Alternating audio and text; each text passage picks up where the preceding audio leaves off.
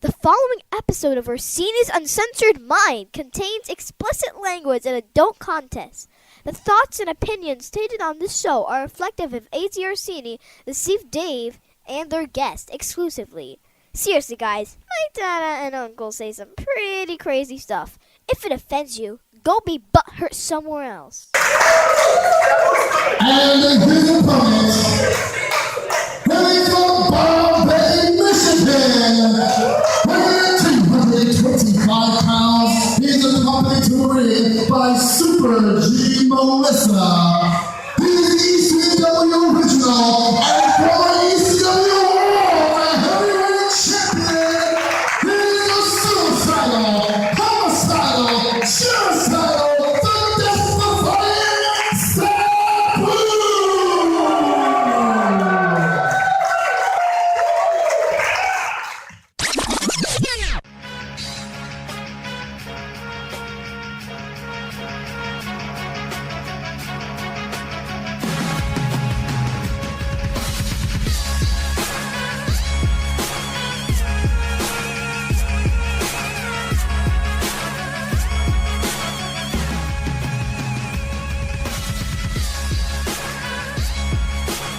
Welcome to Orsini's Uncensored Minds, and now your host, AJ Orsini with Dave. Hey. All right. Hello out there. What happened to this? Bring this up a little bit. There we go.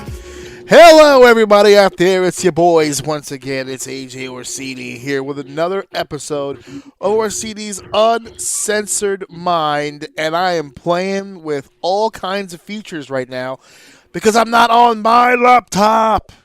I am on Mrs. O's laptop because, once again, my shit is in the shop yet again.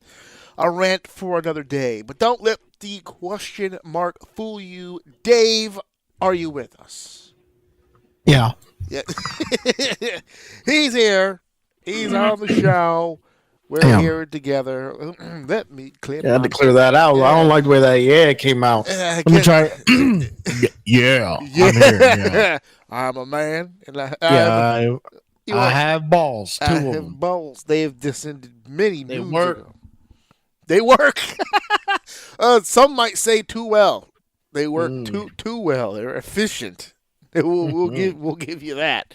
Yes, so we are here with another episode of Orsini's Uncensored Mind, episode 307, and much to get to. But before we continue any further, I would like to address one quick thing that was brought to my attention by a listener, and it was brought to my attention via a message.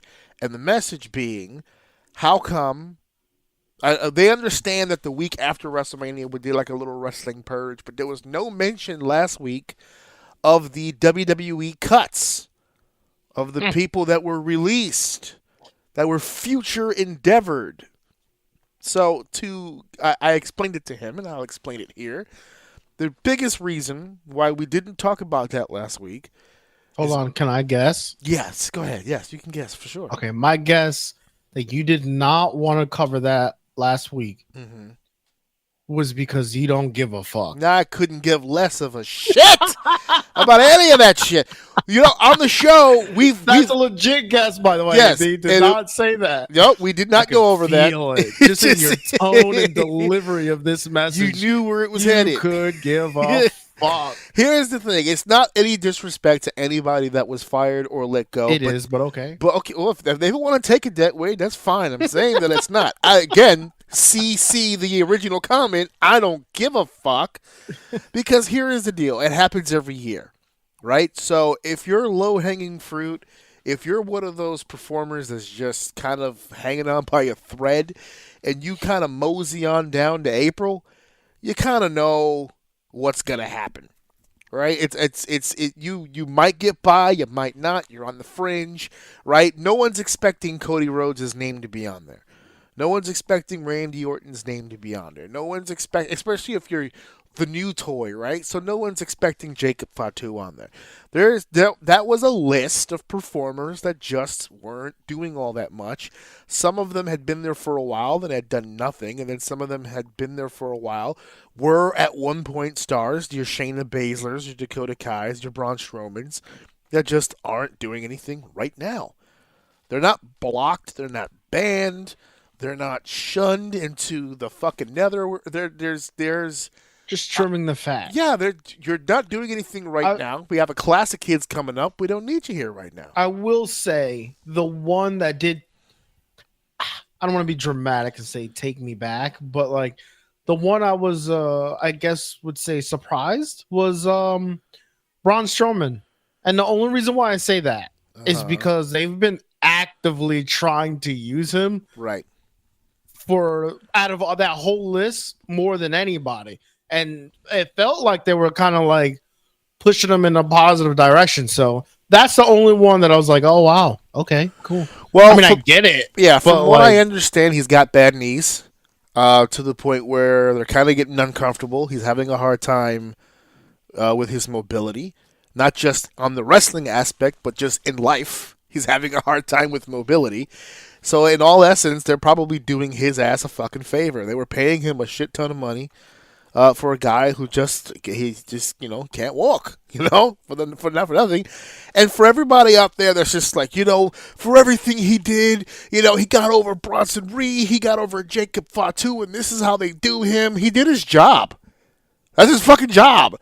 They paid him 7 figures at one point. I think he was down to about 6 figures by the time of his release to do exactly that. He didn't do them favors. That was his fucking job. Yeah, he got paid and he provided a service. Exactly. And now the services are and no he's longer been released required. before. Right. And he came back. And like I said, I thought he was working. Yeah, they've been trying to implement him a little more. They gave him some wins when he first came back, but the health's not there. So get the health together. For me, is someone that big, there's really not a lot of space for you right now. Well, there's like a short list of people he can logically work with. You would think, right? Like it's just hard. Yeah, you got a whole roster full of Finn Balor's now. So it's what are you gonna do? There's not much you could do with that. So it is what it is. Terrible. So you got a big guy who really can't move all that well. It's surrounded by a bunch of big guys that can. Bronson Reed can move. Some of the larger competitors that they have are a lot more agile than they were, back in the day. So it is what it is. Dakota Kai, people were crying about. She was this close to the women's intercontinental blah blah blah, and she was the only white girl in an all Asian group. Where did you think she was headed? Yeah. Where did you think she was headed? Everyone's looking at the Asian girls. Everyone's looking at Io Sky. Everyone's looking at Asuka. Everyone's looking at Kairi Sane. Especially recently, Kairi Sane is fucking yoked. She's ready. She's jacked motherfucking gills. She's on that fucking Tropicana diet. She's got more gas than BP right now. She's fucking jacked. She's ready to come back and kick ass and chew bubble gum, and she done swallowed all the gum. That's it. It's all ass kickings moving forward. She should come back and just wrestle big man style. No bumps. Don't sell shit. Show the tackle. Boom. Fuck you. Check these pecs. You ain't knocking me down, bitch. There's no one in the women's division that should be hitting Kairi Sane at this point, and she falls down. Rhea Ripley's going to be like, God damn, what a strong muscle. Exactly. I fucking yoked to the gills. God damn. You know how they serve yolkless eggs? That's where all the yolk went. The fucking Kairi.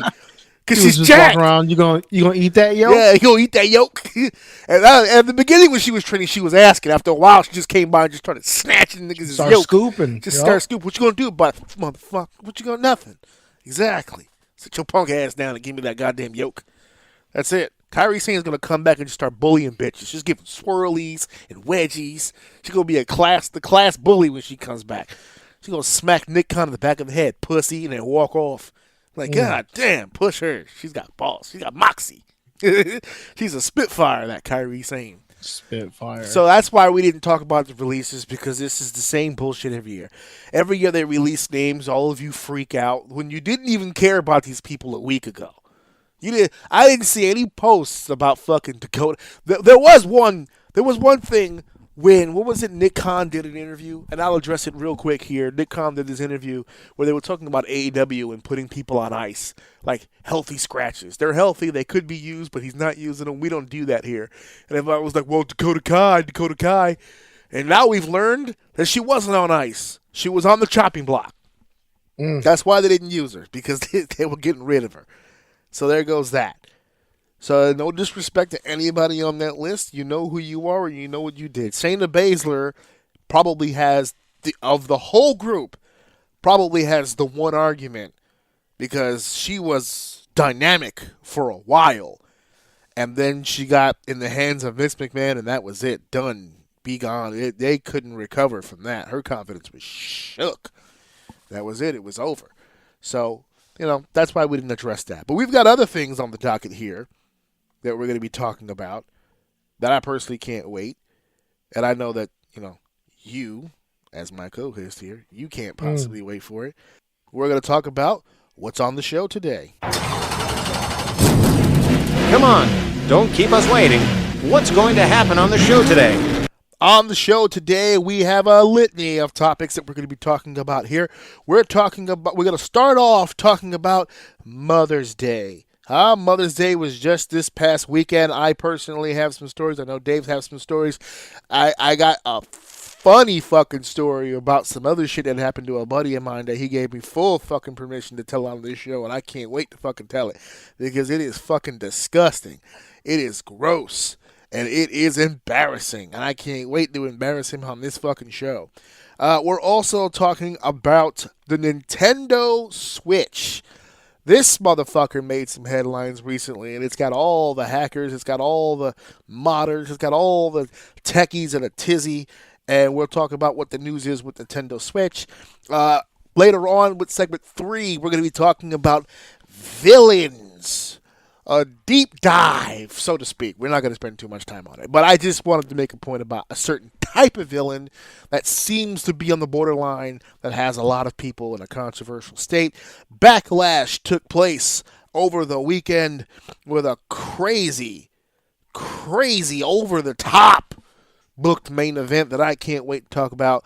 And of course, at our main event segment, we will be talking about the passing of a fellow warrior, a former legend of the game. That's, of course, Sabu, ECW original Sabu, passed away this week, on Mother's Day, no less. And we will be ending our program, because of this little bit of news, we will be ending our program with the 10-bell salute at the end of the program. So let's not waste any time. There was some stuff you want to talk to me about off air that I can't wait to hear about. And we're going to get right into segment 1. Let's begin segment 1. So this past Sunday, all of a sudden, I got really clear on my fucking headphones. This past Sunday was Mother's Day. It's the day we all get together to celebrate the greatness that are those who gave all of us life. At one point, our mothers held us in their bellies like the parasitic viruses and bacteria that we are, and then after 9 months of cultivation, passed us like a giant kidney stone through the Hu-Tang. Every person that exists on this day is responsible for the full-out destruction of a vagina at some point in life. I've made it quite a mission to destroy every vagina since in memory.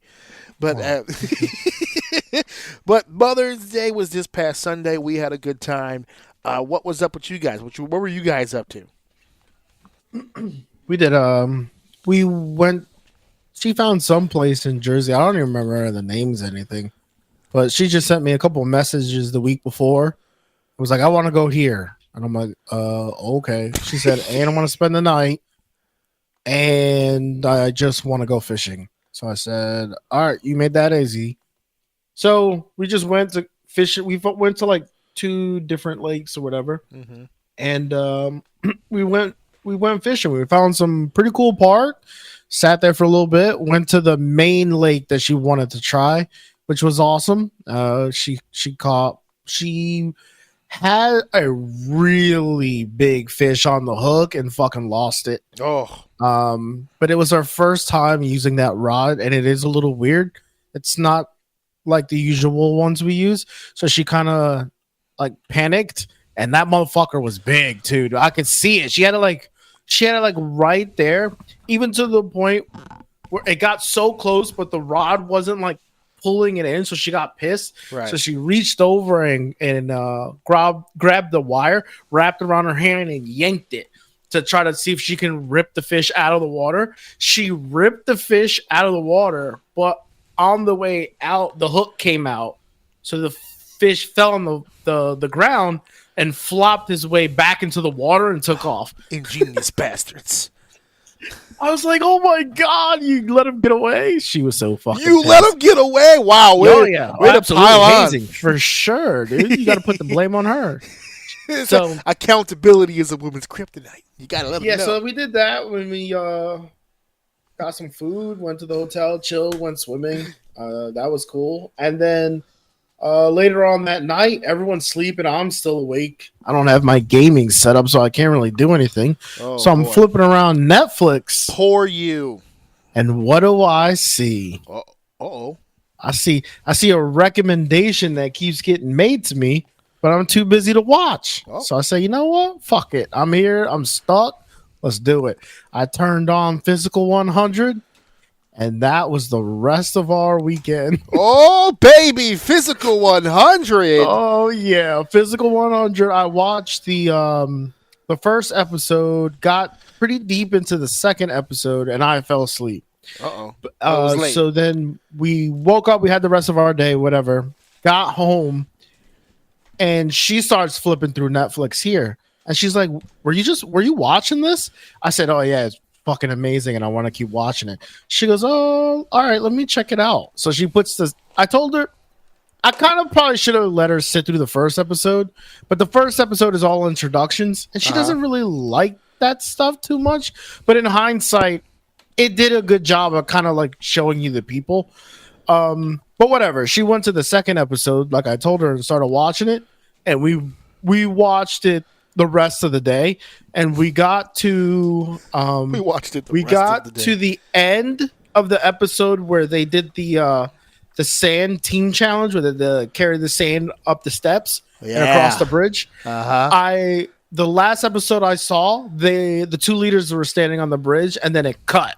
So the next episode is going to tell you the winners, and that's where we're at. We're probably going to binge that this weekend for sure. Oh, Yeah, that was so. She was so gassed. We're sitting there eating. What the hell did we order? She wanted like pasta or some shit.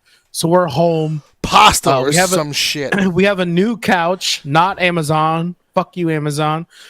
We got a new couch. So we're sitting on the new couch. She's eating pasta, watching. She's like, "We had a great weekend. We have pasta and a show to watch. I'm so excited." So that was a dub. I'm so excited. It was a solid weekend, and now we got something to look forward to going into the weekend because that show was crazy, dude. Man. Yeah. Oh man, I wish I could watch it for the first time again. I don't think you do. You remember any of the review that I did? Because I hope I didn't spoil it now. I don't know. I don't remember anything. Okay, so then we're good. We're in a good place. So I'm getting memories, like glimpses of some of like Once the you cool watch moments it, Well, I keep feeling like I know what's gonna happen, and then it doesn't happen. So it's like I remember us talking about it, but I don't exactly remember what you were talking about because 2 times I'm like, oh, I know what's gonna happen here, and it's not what happened. So I'm like, okay, then I'm completely remembering it, which is good because I get to kind of experience it. So Yes. we're gonna power through that. If I know my wife, when she gets her hands on like a show, she finishes that shit in one weekend. So with no issues whatsoever. yeah, I got no choice but to power through the whole thing. So Well, now that she's invested, you got to go through the whole thing now for sure. oh yeah, we're going through it. I'm telling you, by Sunday they're pretty long episodes. So physical time aside, Right. we're gonna be pretty deep, if not probably into season 2 by the time this weekend ends. There you go. So Mother's Day is kind of spreading off into the rest of the week. Yeah, I mean, whatever. Sure, you can say that. And Mother's Day continues on. Ours was a little bit more low key. I have a very unique situation, being as though my wife's birthday is the weekend before. So we have to kind of double up on the fun shit. So we have the birthday deal with my wife, and then we have the fucking Mother's Day. For the birthday, it was definitely more, how do I say? It was just us, right? There wasn't a whole lot of activity with the son. He gave her his gift, which, by the way, your nephew, you got to hear what your nephew did, okay? So what he did was he had this, because I tell him every year, don't wait till the last goddamn minute. Please don't wait till the last goddamn minute. Whatever you do, don't do that. Don't wait till the last minute. So he said, this time he came to me, and he said, that I got a plan. I said, okay. So he put together this whole thing. He made his own card, and the card itself has these blank spots. So the blank spots are things that he's going to draw in later, but he's drawing them in with using all these different colors, and he's got these Poshka markers, and he's going nuts. And as I'm looking at what he's doing, he's got like Dunkin' Donuts logos, and he drew cookies, and there's all these different things. I said, Alex, what are you doing? So what he did was, he looked me dead in my face. He goes, it's my mother's birthday, and I'm going to make an investment. I said, okay, what the hell does that mean? So what he did was he went into his wallet. He has a wallet. He went into his wallet, and he pulled out like money, like a bunch of money. He was like, okay, I can't do it myself. I need your help. So he was like, I need you to get this, this, and this.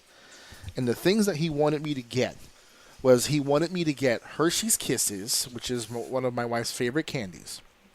Then he wanted me to get cookies. Now, he didn't specify the cookies, but he did say, is there a way that you can get like mom's favorite cookies, which Steph's favorite cookies is insomnia cookies. So I said, yeah, I can get that. And then he goes, okay, and then I need you to get her, for me, a Dunkin' Donuts gift card, because my wife's a big iced coffee individual, right? So he knows his mom straight up. So he started looking online. He was like, okay, he was trying to look up prices. So he wanted to make sure he had the money to cover everything. So he was like, okay, yeah, this for this, this for this. And then he gave me the money. He goes, I need you to get the Hershey's Kisses. I need you to get the insomnia cookies. And I need you to get the Dunkin' Donuts card. I said, well, how much do you want to put on the Dunkin' Donuts card? He's like, $60. I said, 60? Now, mind you, this is my wife of 22 years. And I was like, 60? And he was like, it's my mom. I'm making an investment. I said, okay. No you problem. need to taper that back, bro. You need to understand. Listen, high bar, son.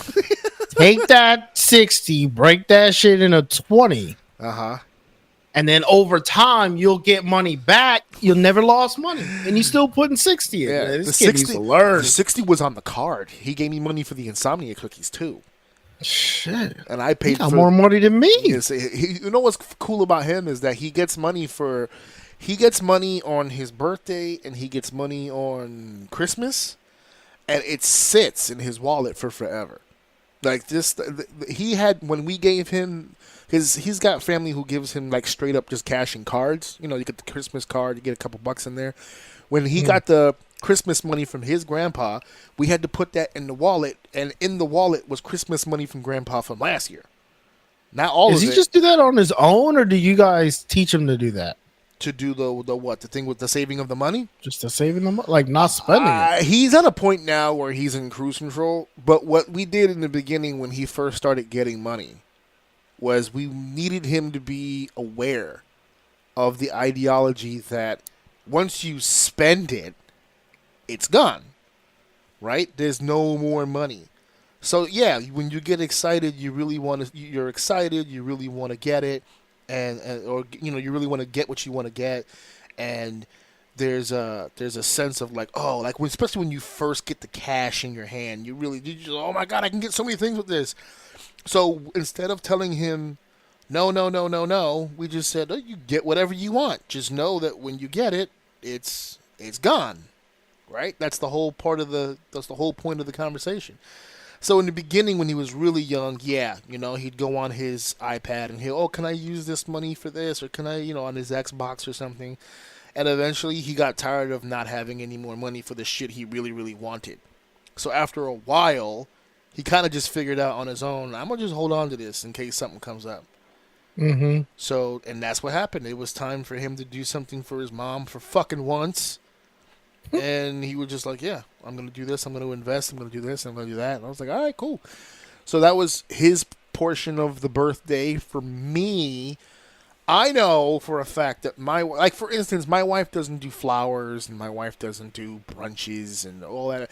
Whenever you look up, like when you Google Mother's Day shit, it's always goofy shit. Let her walk through a garden. I'm like, what the fuck? A garden?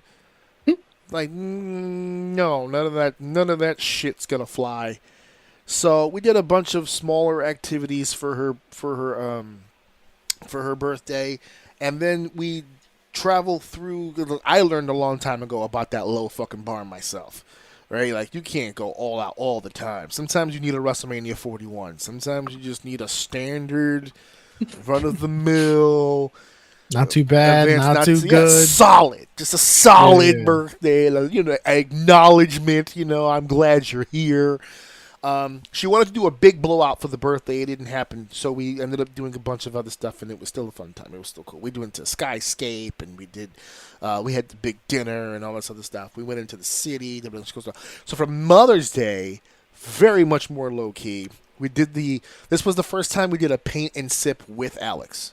Normally you do paint and sips, you don't really have the kids there. It's usually more adultish. But this particular place allowed kids 6 and up. So we were like, oh, okay, this works out good because she really wanted to paint. And we did our own paint. Well, they did like a workshop on a particular painting, and we all did kind of our takes of that painting. So it's 3 different paintings of the same thing, which is kind of cool. And we're going to put them up in the house, and that was cool. And then we took her to... what was it, the fucking thing that we ate after? I'm drawing a fucking blank right now where the fuck we went to eat after, but it was fucking delicioso. I remember that. It'll come to me. For some reason, I'm blanking on the fucking food. But yes, so it was a low-key fucking time. So, the story real quick, because when you have Mother's Day or a holiday on Sunday, you go back to work, everyone starts sharing stories. And, a buddy of mine, this is a very short story, but it's fucking gross. A buddy of mine told his mother, who he does not live around. He lives here in New York. His mother lives in Connecticut. And he goes, hey, after work on Friday, I'm going to shoot down to your house, do the weekend deal, right? And we'll do the Mother's Day thing Saturday so I can get back here on Sunday. And she's cool. And... he's an older gentleman too, by the way. He's at least 40. He's close to my age.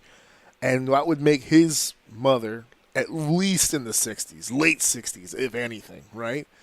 And his parents have been divorced for fucking years. Separate families, the whole shebang. They don't hate each other, but they just live different lives. So he was like, yeah, I'm going to come down. And he has a younger brother. And the brother does still live in Connecticut. So he's like, yeah, they're trying to coordinate and do all this other stuff. And he gets down to the house to where the mom is. And him and his brother show up almost identical time. They get there. They're pulling into the driveway. They come into the house. And they have keys to the house, obviously. They come into the house. And they don't know where the mom is. They looked upstairs. They're like, where the fuck is mom, or whatever the case. And so they're like, oh, you know what? There's like one place we didn't check yet. Let's go to the garage. She's in the garage. They go to the garage. I kid you not. And this is exactly the way he explained it to me. He goes, I go to the garage, and both of my parents are in the garage, and he is blowing my mother's back right the hell out. Oh my god! I said, "What?" I said, "What?" He was like, "Yeah," and I was like, "And she knew you were coming." He goes, "She knew I was coming Friday after work. We didn't have an exact time because driving from Brooklyn to Connecticut, you're gonna hit traffic, right?" So this is not even early in the day. He left the job same time I do, which is almost 3:00. If he's shooting straight, which he said that he did, I mean that's got to be at least 2 and change just to get to the Bronx to get into Connecticut. It took time, and he gets in there. He goes, and that's how my Mother's Day started. An image of my elderly father, doggy, with his elderly mother, just busting it down, bro. I mean, going ham. Is this the villain we were talking about for later? Because but that's the thing.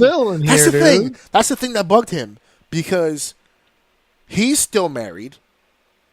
He don't bust it like that. He's like, "Damn, daddy, fuck, man." And so they have spouses, but they were originally married when they had the 2 kids. Somewhere along the line, there was a divorce years ago. And he was just like, "What the fuck?" So he's literally asking. He's just like, "What's happening?" I'm like, "I know you didn't just stand there and ask questions while he better not have fucking stood there and asked booty questions. butt naked." And he said the part that made it even more embarrassing is they were caught. Here's their 2 grown adult kids walking into the garage. Mom's bent over, dad's behind her, and he goes, "My reaction was, what the fuck?" He goes, "What makes it worse for me is that all my dad did was just slow down. He didn't stop." And I'm like, "Oh, no. That's because he's got a rhythm, kid. You fucking up. No. He's got to be at least 70. You fucking his feng shui up right now, bro." No. He respected you enough to slow the stroke down so you can turn around and walk out so that he can speed back up. To finish this business. You fucking up his... Listen. I don't like this guy. Why are you asking fucking questions? That's so weird. Just go. We'll see you in 5 minutes, bro. Go upstairs. Well, yeah. I mean, he's not going to be in there that much longer, dude. There's no fucking way. Yeah, exactly. You gotta clean up. They're older. They're slow. Give him 10 minutes. At least a respectful hug at the end. Maybe do you dap it up at that point? Do you just "Hey, man, good game. GG." After all these years, that pussy's still fine. Yeah, it's like, wow, goddamn. It's like riding a bike. It's like, I fucking hate you, man. That's why I divorced you, but that pussy. Pussy though. I'm loyal to the pussy though. Oh my god, that's so he's telling me the story. I said, "So are you fine. telling me that your parents just cheated on their respective spouses with each other?" Let's have a talk. Is that cheating? No, it's definitely cheating. That's a whole nother pod. Is that cheating? It's definitely cheating, dude. I'm not going to abide by it. That's a tightrope. I won't stand by that nonsense. There's no fucking way. There's no That's fucking way. That's a tightrope, dude. You know what it is? You know why I think it feels concrete that it's definitely cheating? Because the divorce happened so long ago. If they're fresh off the divorce, you caught him today. He could have never stopped fucking. That's true. Today was the day where the cat was out of the bag. But how long has that cat been in that fucking bag? Or not for nothing. Listen. Mom's cat has been active for a while now, apparently. Let me tell you something, man. You don't just randomly on one Mother's Day, 40 years later, give your mom, just destroy her back on a random Mother's Day. That shit, they've been fucking. They've been for a while. I put money, they never stop. No, boy. It was in the divorce agreement. I still have full access to that ass. My key card still works. They never took me off the database. I can't believe. I don't like that guy. He told me, by the way. I said, "Bro, I'm doing a Mother's Day thing on the show. I'm going to mention this." And he was like, "I don't give a fuck. Go ahead. I don't give a shit. None of your fans know who the fuck I am." I said, "No, that's okay. But I have your address, though. And your phone number. And I could give it to him." But no, they were definitely he was fucked up, bro. He was fucked up. I said, well, what did you actually do for Mother's Day? Like, did you guys, like, did it still happen? Like, did you still go to Mother's Day the next day? He said, I mean, yeah. But, I mean, Dad didn't come. I said, no, he did. Yes, he did. Yes, he did. He did. He just did it the day before. That's He all. came first. He came. He saw. Yeah, he tried to. He literally beat you to it, son. You're too slow on the draw. All puns intended. He beat you to it. The way he does. The way he said it to me though. He's just like he's out here just blowing her back out, and I said, "What?" I had like Kevin Hart in my head. I was like, wait a minute. We just not gonna walk by what you just said. What did you just say?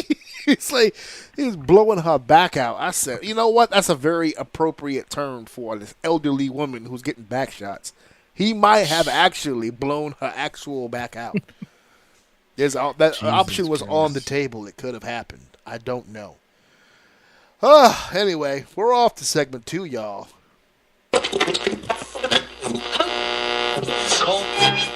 Next up, segment 2. So in segment 2, we are talking about this brand new addition to the terms and services of the Nintendo Switch. Now, at first, I thought that this is something that's going to be added to the Nintendo Switch 2, terms and services.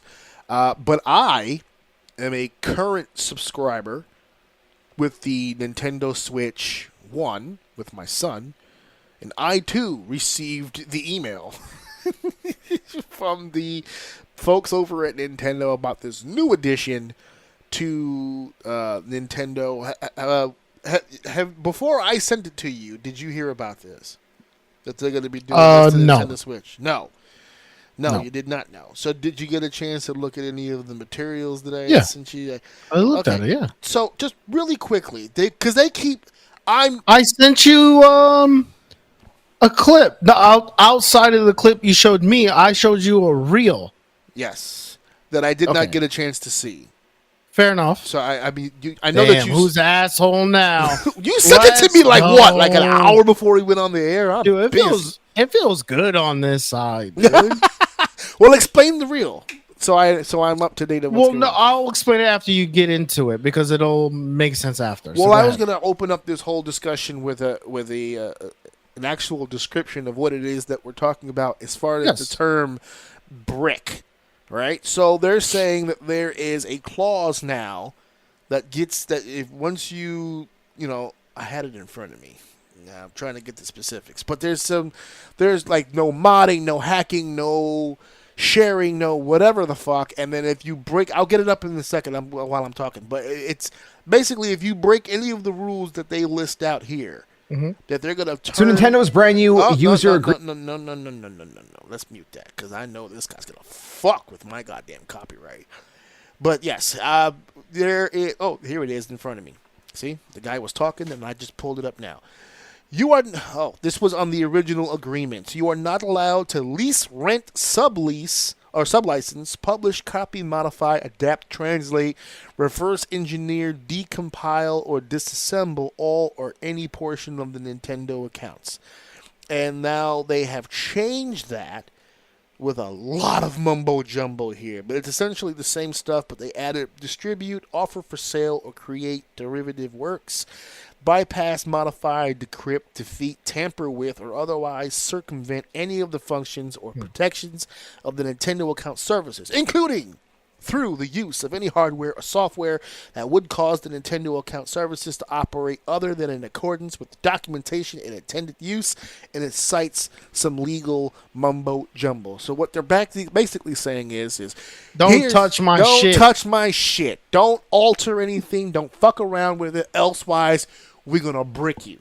What is it to be bricked? What does that even mean? Well, I mean, well, yeah, my friend's the version father, of bricked I know is The one in the garage we just talked about a second ago. Dad Yeah, was all exactly. bricked up. Use it in a sentence. Grandpa Yeah. bricked all in my Dad bricked all into my mom on Mother's Day. Yeah, exactly. Jesus Christ. But yes, so there's a lot of mumbo jumbo in here, but that's the basic thing is they don't want you touching and fucking with this shit. They're done with all of you modders and all you motherfuckers who keep hacking into this shit. Elsewise, they're gonna brick you. So what is it about the what was in the reel then that was revealing to you? Not revealing. I just thought it was funny. Like Okay. the main thing is he was saying, "Oh, I can't," in a roundabout way, because I can't remember word for word what he said. He was pretty much saying that people are complaining about, it's not fair to do that. We should be able to own our games. Oh, you don't actually own your games. The hard copies are no longer hard copies. They're actually just, think of them as like just keys. It's like as if if you wanted to use Windows, but you had to plug in a chip before you could use your computer. That's pretty much what it is. It's a key to access to the game. So even if you buy the hard copy, you don't own a physical game. So if they turn off that key, you can't play the game.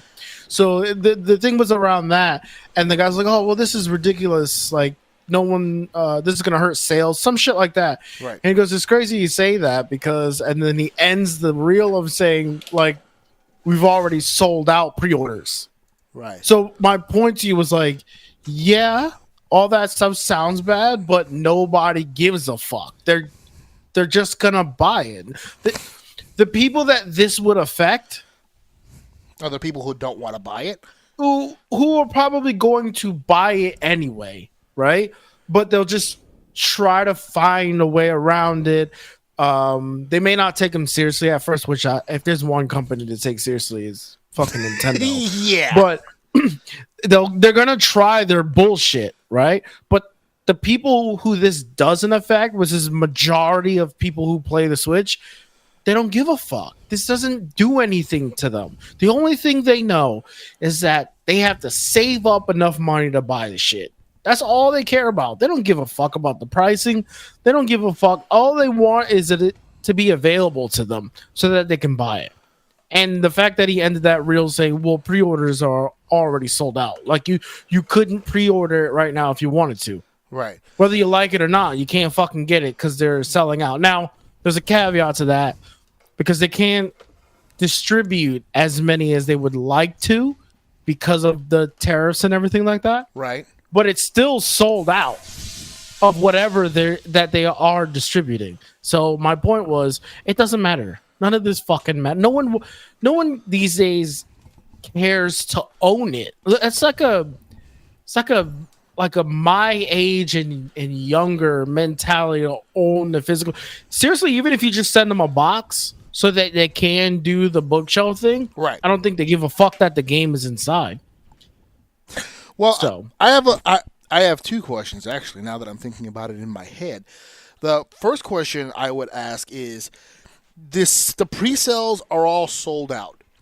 Were they sold out before or after this announcement? Do we know that? That I don't know. I have to research it, but at the end of the day, I don't think it matters. Doesn't think it matters. Okay, that doesn't matter because again, I think most of those people who are pre-ordered, this doesn't affect.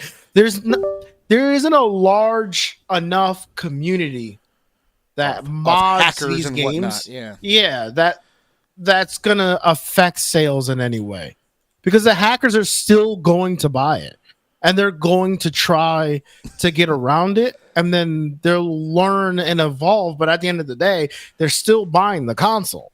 Yeah, I don't want to brag, but you know all those times that we used to watch movies and they used to give you that FBI warning and they say, hey, it's strictly prohibited from video recording or anything like that. I don't want to brag, but I used to record it anyway. You know what I'm saying? I got a whole stash of those. Just like with the mattresses, where it's unlawful to remove the tag. Gonna be honest with you.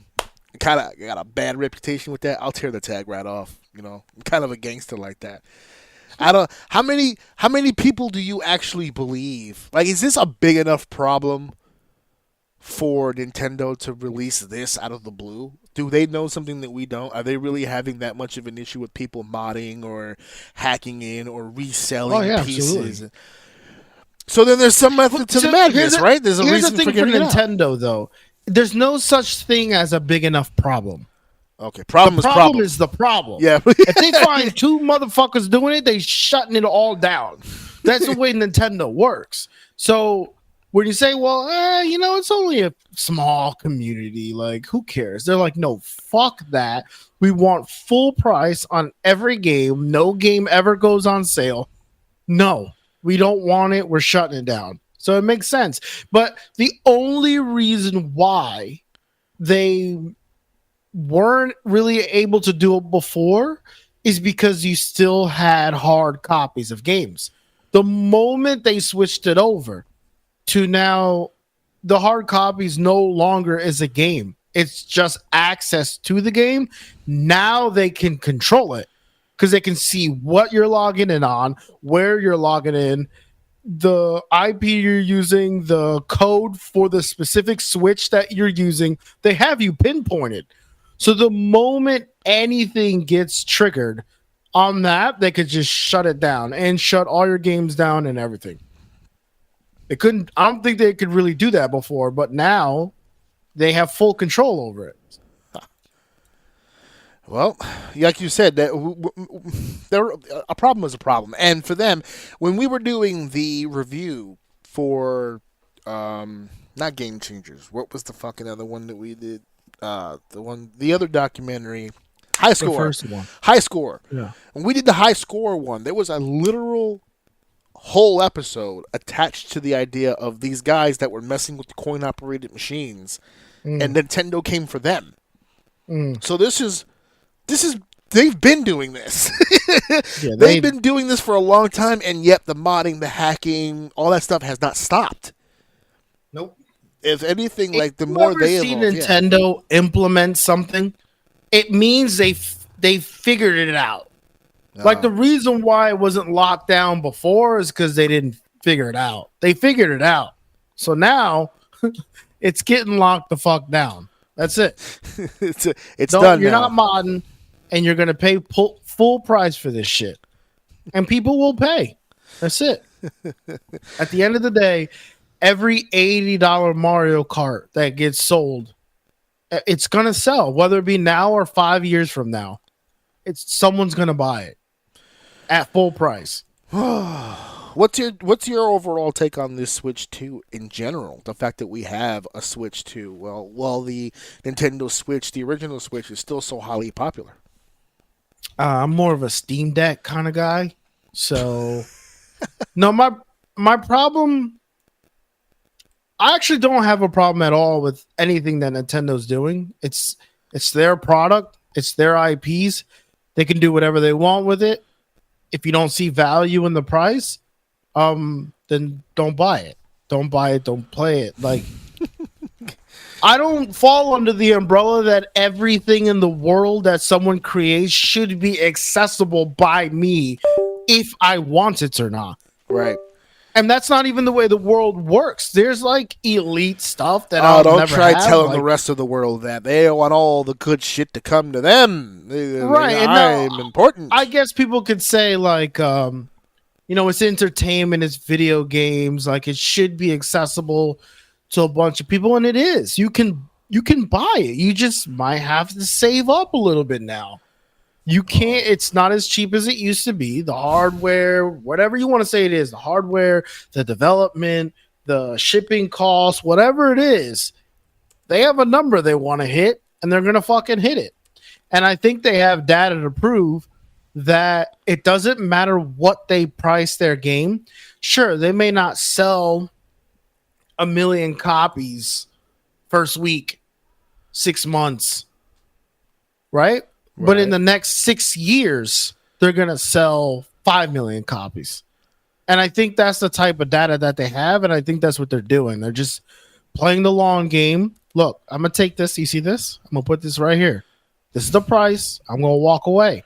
You hit that bell when you're ready to purchase this. But until then, I'm going to be back here working on something else that's going to make me a lot of money.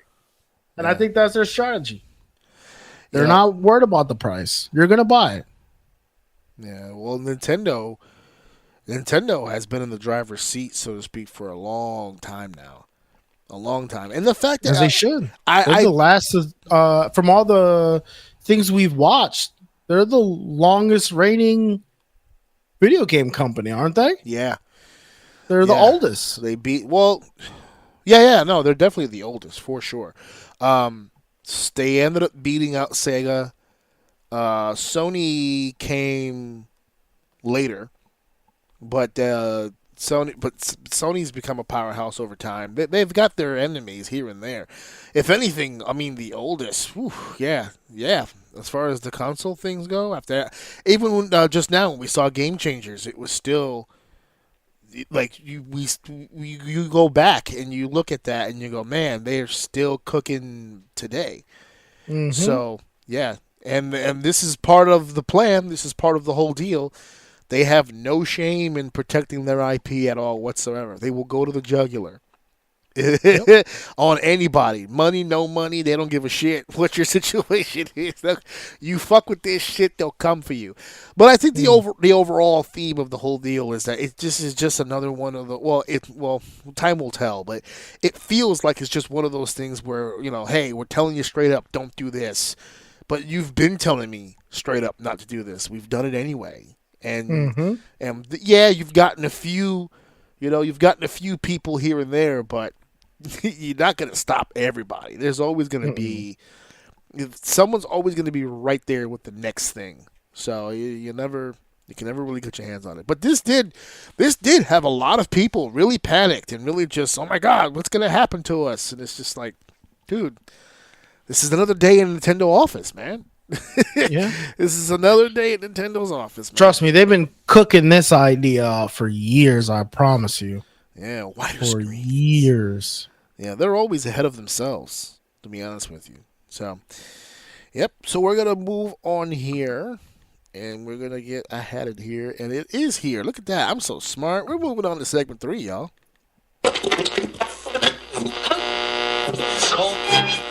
It's time for segment 3. So we're going to break down just really quickly what it is that we want to talk about here. You made a comment earlier about this, and I got into my own head. I was watching fucking Iron Man, the original one, for whatever reason. I don't even know. I was cleaning. Shit was on. It was just on TV. Whatever the fuck.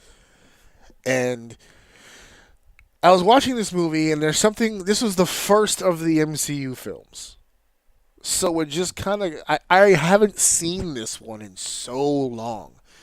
And Obadiah Stane, who is the overall villain of the film. I know people point to the Indian guys or whatever, the terrorists, the 10 Rings.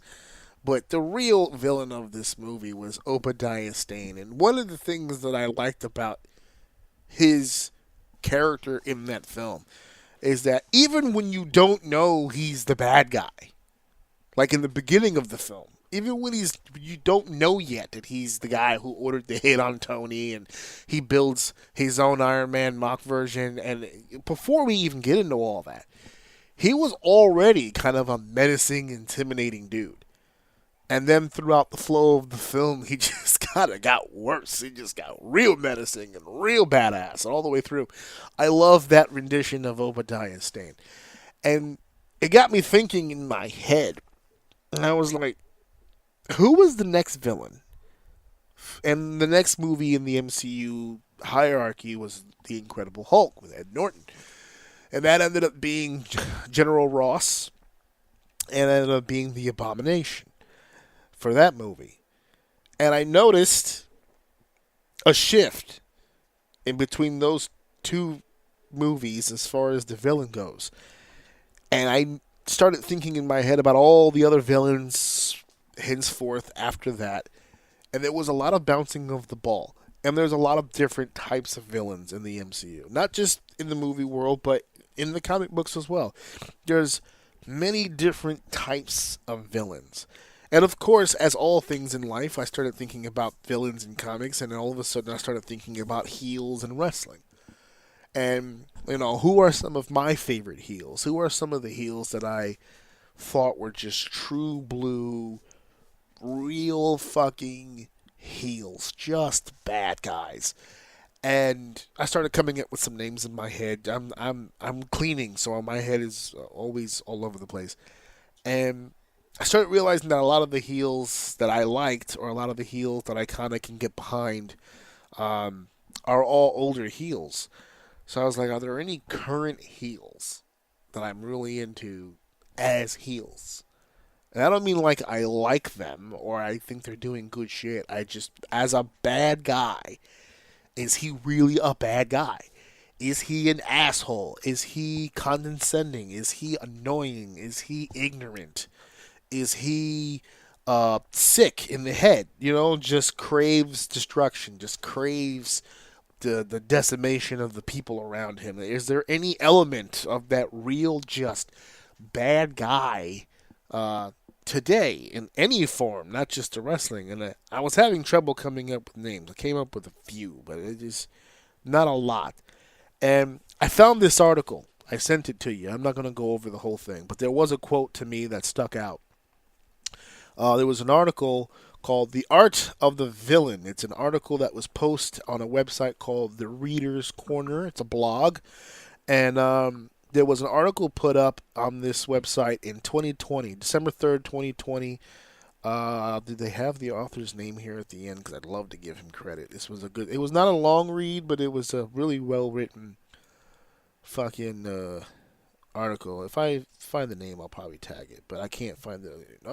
It just has a username, jmenil2, whatever. But there's a quote that he wrote in this that I thought was really, really cool. It says, "Without a villain, there is no conflict, no tests of character, no story. So a villain has to be well created and eye-catching, so that we, as a reader or a viewer, have a character we can get invested in and dislike, or like, depending on a certain point of view." I thought that was a really good definition of what a villain is supposed to be. And when I read that, it really gave me a much better barometer in which to judge said villainy of characters that are supposed to be villains. One of the things that I always tell people when I go to wrestling schools is, if you want to be a heel, the best advice that I can give you is to be a heel. Be the bad guy. You don't want to be cheered. You don't want to be liked. You don't want to be this. You don't want to be that. I have since started to change my mind on that, because I've been swayed. I always had villainy in one way in my head. It was just like ultimate bad guy, right? Just doesn't give a shit about nothing. But I've been swayed recently on that, because someone brought up a very good point to me. Someone who's a teacher that I know. Because I was having this debate in my head days after I first started fucking thinking about it. That's why I'm talking about it now, because I finally came to the end of it with this guy telling me that he said if a villain actually does their best work, they do their best destruction, they do their best fucking shit up when they're at their most popular. That's when they do the most damage, is when they have people who believe them and are willing to follow them. And he gave an example, and it blew my fucking mind when he said it. He goes, Hitler was a villain. He wanted genocide. He wanted to cleanse an entire race of people, and the only way there was no way he was going to do it. He can't go into the country and just murder a bunch of people on his own. He needed the faith and the belief of those around him to accomplish that goal. Simply being popular does not eliminate the ideology that you are a bad person, or that you have bad thoughts, or that you have an evil-like agenda. All it really means is that you've brought in the people who have shared morals and shared ideas into your cause. You know, it's like the people who the religious zealots, right? Like Waco, Texas. This one guy convinced all of these people to murder themselves in the eyes of God, or their God, or whoever it was that they worshipped. He was able to convince them of that. And he was a true villain, but his villainy only really worked when he had the belief of the people. So I started changing my thought process a little bit and actually started widening my view on villains. And one of the things that the article talked about, the author says it's one of his least versions of a villain, but at the same time, it's something that's becoming very popular, including, more specifically, in the MCU, which is the sympathetic villain. It's an individual that you can identify with. You understand how they got there. It's like the people who say Thanos was right. Right? When the blip happened in the MCU, there were a bunch of people who said they rejoiced. Yes, I have my family member back or my loved one back or whatever the case. And then there were the group of people who said, well, shit, life was better when they were gone.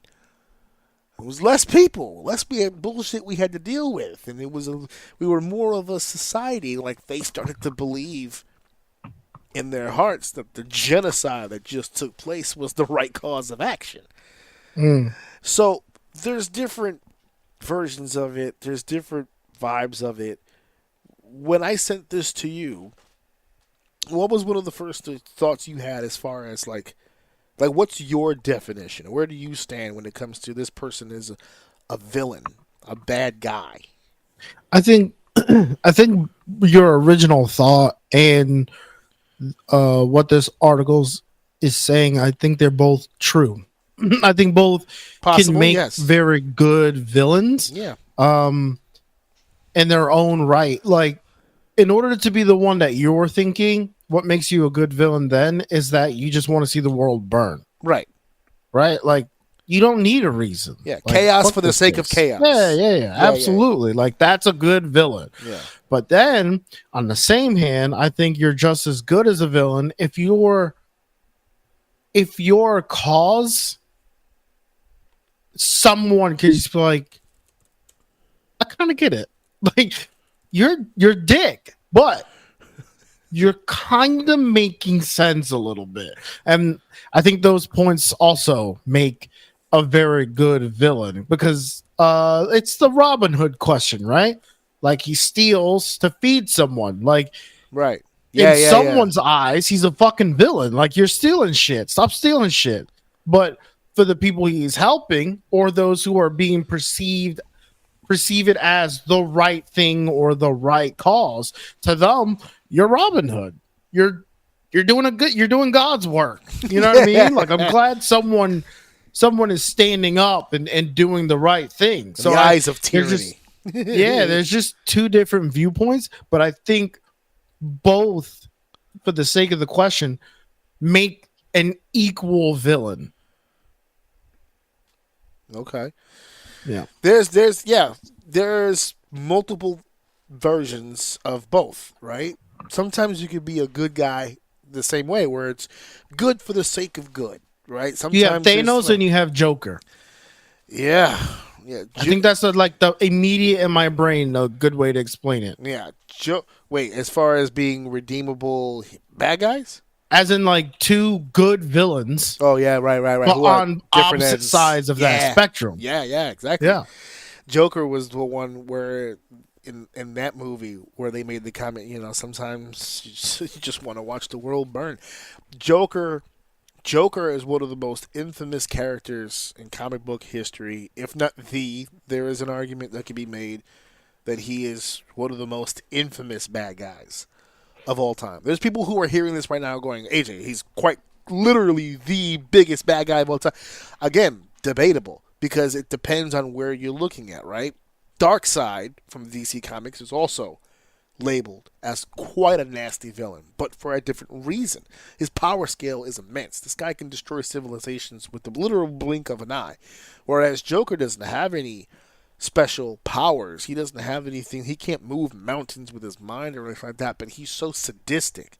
He's so uncaring. He's so unhuman-like in his actions that he becomes a very dangerous threat in any situation. One that he's thing in. for someone to be unbothered, like emotionless, Yeah. to hurting other people, he like got off on it. Yeah, it's a Like, joy. to me, that's like the next level of it. Like, to be emotionless is one thing, but to like be bricked because of it is like, I don't want to mess with that guy at all. Another comic book villain that kind of comes up, especially the MCU version of it, the one that got a lot of conversation was Killmonger from Black Panther. There were a lot of people, probably more than the other way, that was just like, he's not a villain, bro. Like, he's not wrong in what he's saying. Like these people treat the Africans and the African Americans like absolute garbage, and Wakanda has the means to liberate all of them, and they're just sitting on it like that. Like, they identified, even down to Killmonger's death scene when he's he's about to die, and they're like, "Oh, we could save you," and he was like, "Why? So that you can lock me up?" He said, "Nah, throw me in the oceans with my ancestors that knew that death was better than bondage." And you're like, "Oh, you feel that? You feel that?" And like in that moment, you go, "Man, that makes sense." And it almost lets you forget for a second that he's a psychotic fucking murderer. you hear that and you go, "Fuck, I wouldn't like this guy so much," but he actually is fucking psycho, and he will fucking murder people for zero. Like, it doesn't take much for him to pull the trigger on a motherfucker. Even if he wasn't that, like, just his stance alone, opposing who's supposed to be the good guy, it's like he almost shines the light on the dark side of a good guy. Like, there are people who are going to get isolated from whatever, regardless if it's good or bad. Someone will be isolated from whatever stance you make. So that's what made that combo really good, because they were both like really fucking relatable. Yeah. And when it comes, if I could slip it back to the wrestling part, there's this new wave now of heels that get cheered. Or, like, for instance, like the biggest one that people are debating right now is Seth Rollins. He turned heel at WrestleMania, but no one's behaving like he did. They're still singing the song. They're still, they were actually, when he cut the promo right after WrestleMania, when he was saying that, he won WrestleMania main event. He took the best friend of CM Punk. He took a Tribal Chief's wise man. He was doing all this gloating, and they were cheering for it. They were like, "Yeah, he did all those things because he's so fucking cool." Or there was recently a situation where I think it was later that night. Sami Zayn, who was the ultimate underdog babyface, and the crowd loved Sami Zayn.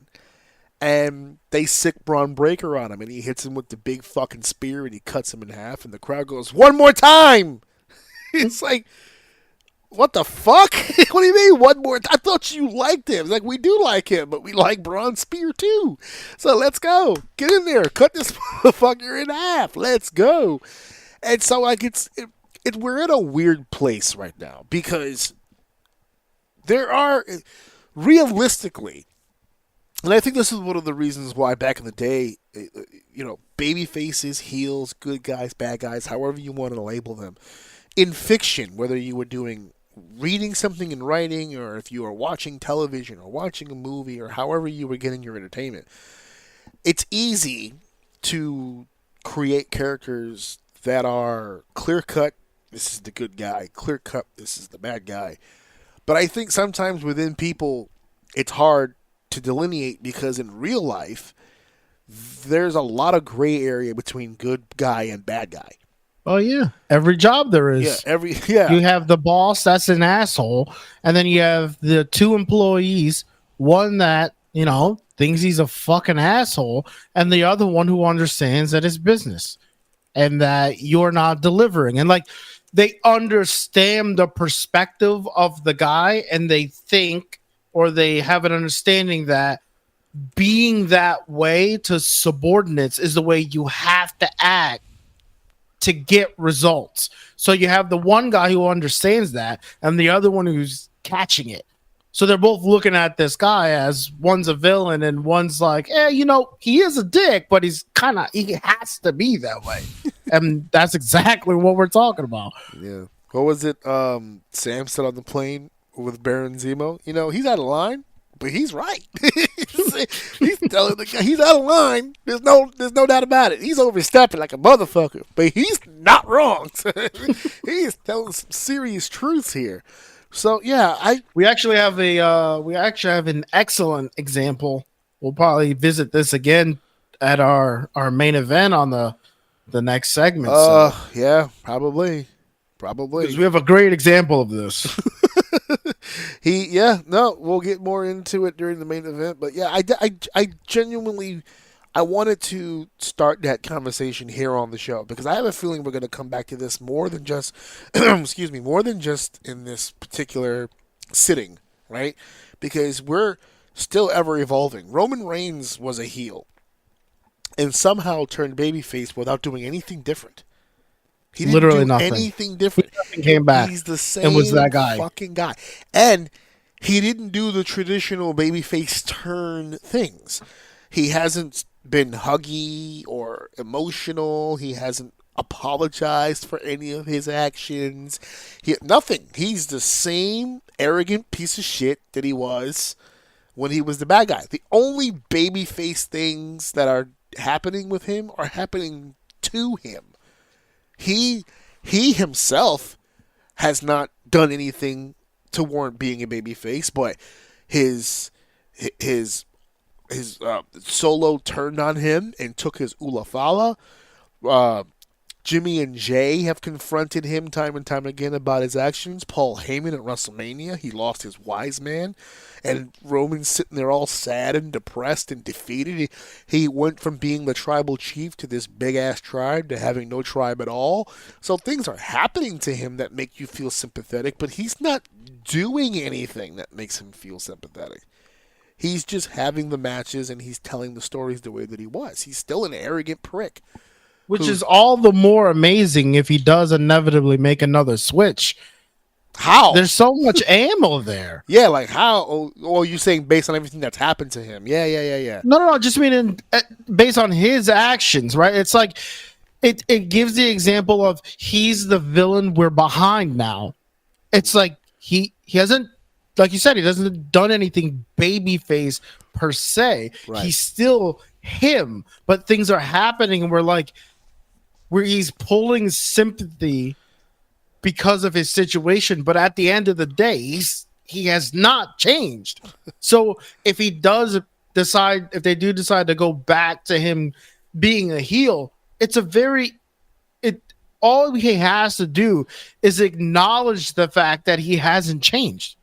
And then people are gonna be like, "Oh, you're right. You are a dick still. We just felt so bad, but yeah, no, boo this man. He sucked. Like we hate this. You know what I mean? Yeah. It's that example of he's the villain that people are kind of like you can relate to him right now. So it's just kind of going in that way. You made a comment on the last pod we did. I make a lot of comments. Well, one specifically to this, where you were saying when we were talking about Attitude Era and Ruthless Aggression Era, and you had made mention, man, the 90s was like its own time, right? Because this isn't a new phenomenon with heels being cheered to the point where they turn babyface, because the 90s had a very specific star that happened to. That was Stone Cold Steve Austin, who was doing everything in his power to be the biggest asshole he could possibly be. One of your favorites. If you put the letter S in front of Hitman, you get my exact opinion of Bret Hart. Like he was doing that pops you every time you hear it. That's a bar, dude. Every time. What was it when he was the one that he hit me with one time? It's a forgotten one, but it always stuck in my mind when he was cutting a promo against the Nation of Domination because they were pissed that he had cost Farouk the Intercontinental Championship, and they were all going to jump him. And Stone Cold gets on the mic and he said, "It ain't a white thing, it ain't a black thing, it's a me kicking your ass thing." And I was like, wait, what's happening right now, son? He about to fight all these angry black men by himself? One redneck against the entire NAACP is going to be an awesome Raw main event.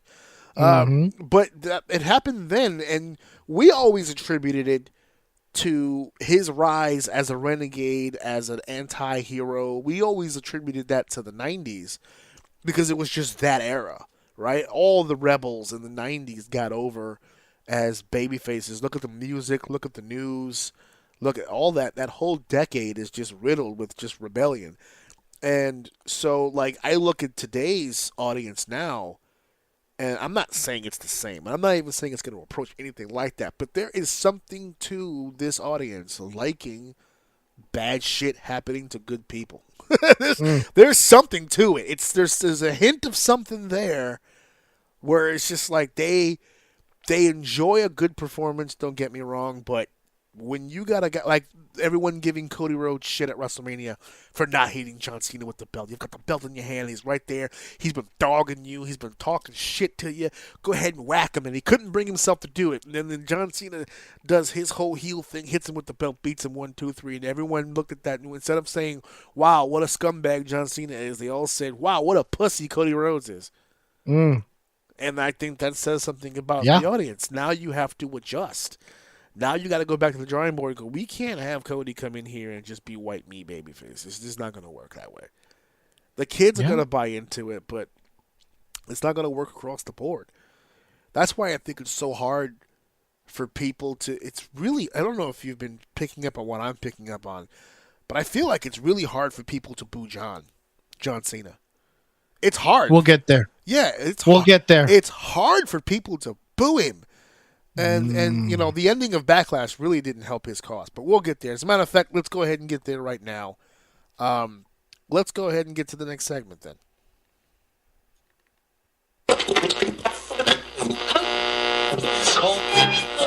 Segment 4 is finally here. Yes, it is indeed. This past weekend, WWE presented Backlash live on the Peacock Network. 5 matches. That's all it was, so that's why this one's gonna be quick because it's just a 5. Most of our conversation will obviously take place during the main event, but we had. It felt good though. I remember saying, when I finished it, I'm like, that was fast. It was like in our main event. I'm like, wait, what the fuck? Yeah. Really? Are we there already? We had the same reaction. It felt good though.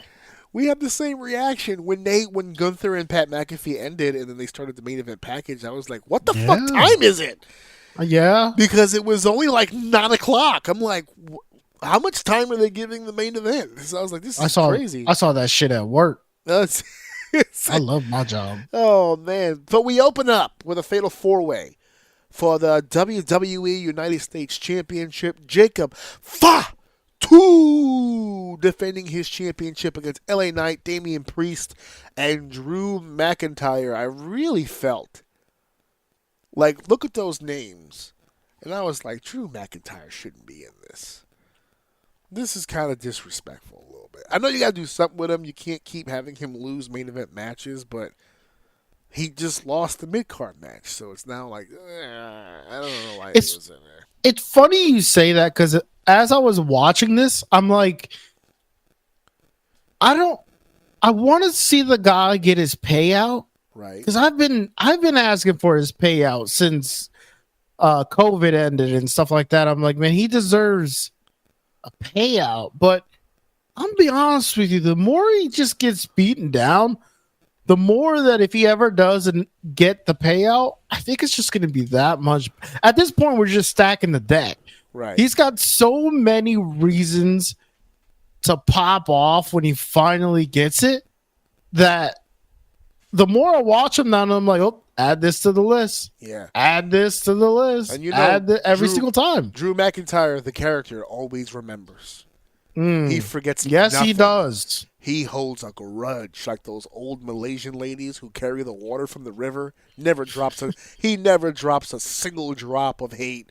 He holds that shit forever. There's a pediatrician somewhere that has an ass kicking with his name on it somewhere. He does not let go of grudges. So yeah, situations like this for sure. They signed him to a pretty big deal. He's getting 7 figures for a few years. They have in their head the idea that he's going to do something, but it He's just working feels like right they're. now.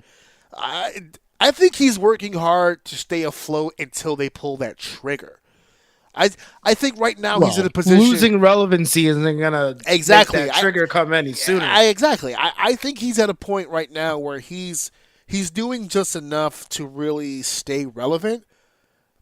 But I think he knows, and I think management knows, they're just waiting for that window to open up. And then as soon as they can see a time where they can just slot him in, he's going to be a tremendous fucking problem for a lot of fucking people. And he's going to be on top for a minute. It's nice to say that. It really does feel like there's a queue right now. Yeah. There's a queue for that top card.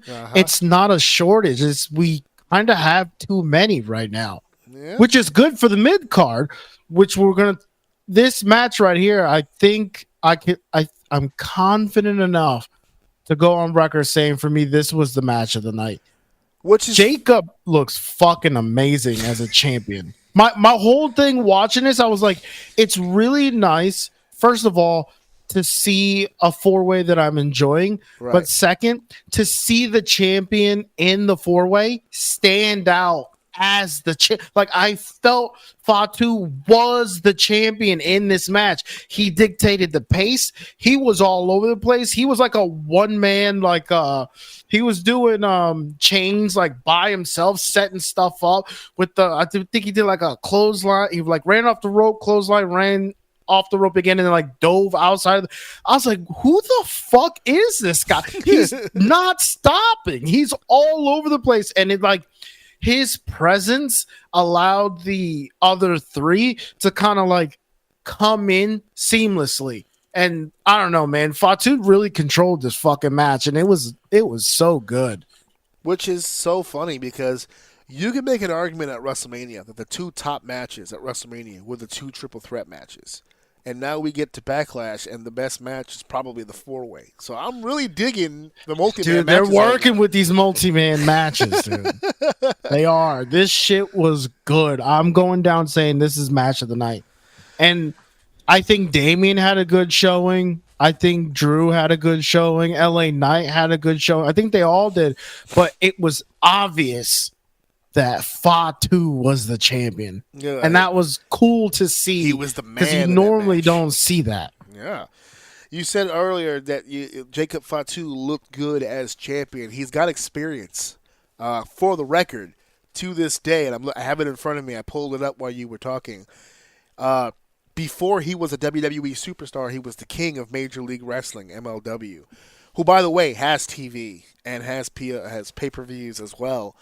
He is, to this day, the longest reigning MLW champion in history at 819 consecutive days in a row. Damn. Now, he lost it to Hammerstone. He won it July in 2019, and he lost it to Hammerstone October 2021, who also had a long reign after him. He had it for 644 days, but he is still untouched at 819 consecutive days. He knows what it's like to walk around with a championship around his belt for long periods of time. And he looked good. LA Knight, I don't want to jinx the motherfucker, but he's been looking better and better in the ring as well. Not for nothing. Yeah. His in-ring has been looking so much better. Look who he's around. Yeah, I know. Yeah, I know. That was my main point. Like, I felt like he could go. He just didn't have anyone with him to go. And you don't want to be the guy who needs a guy to go. That's my only problem with him. But when he is around people who can go, he fucking goes. Him and Jacob have great fucking chemistry. Oh, I'm loving this. I hope they keep going. Chemistry. It's so good. Which brings me to competitor number 4.